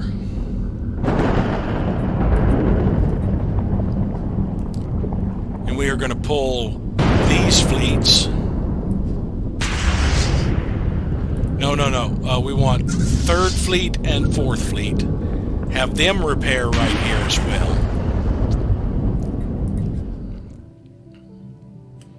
And after Ghent gets that research, we didn't get one over here? Alright, 5th and 6th.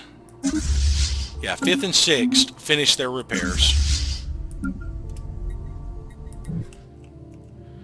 So we need to bring them back out here to guard this area while I'm doing the research. Let's find Ghent. Where is he? That right there? After you do that research, no, I did not generate one here. That's right. Lost a few ships. Franz of Blue gained a level.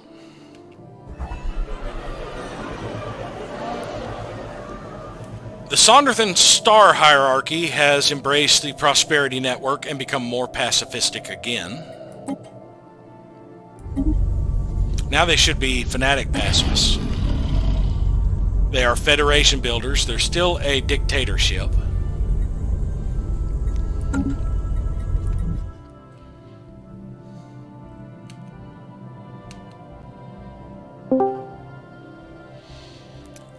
Alright, so we need to renew our deal with the Artisan Troop, organize another festival across the worlds.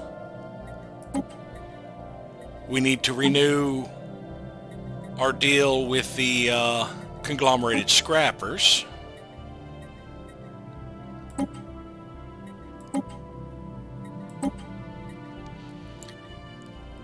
And it has been another 5 years. So thank you all for watching. and we'll see you next time.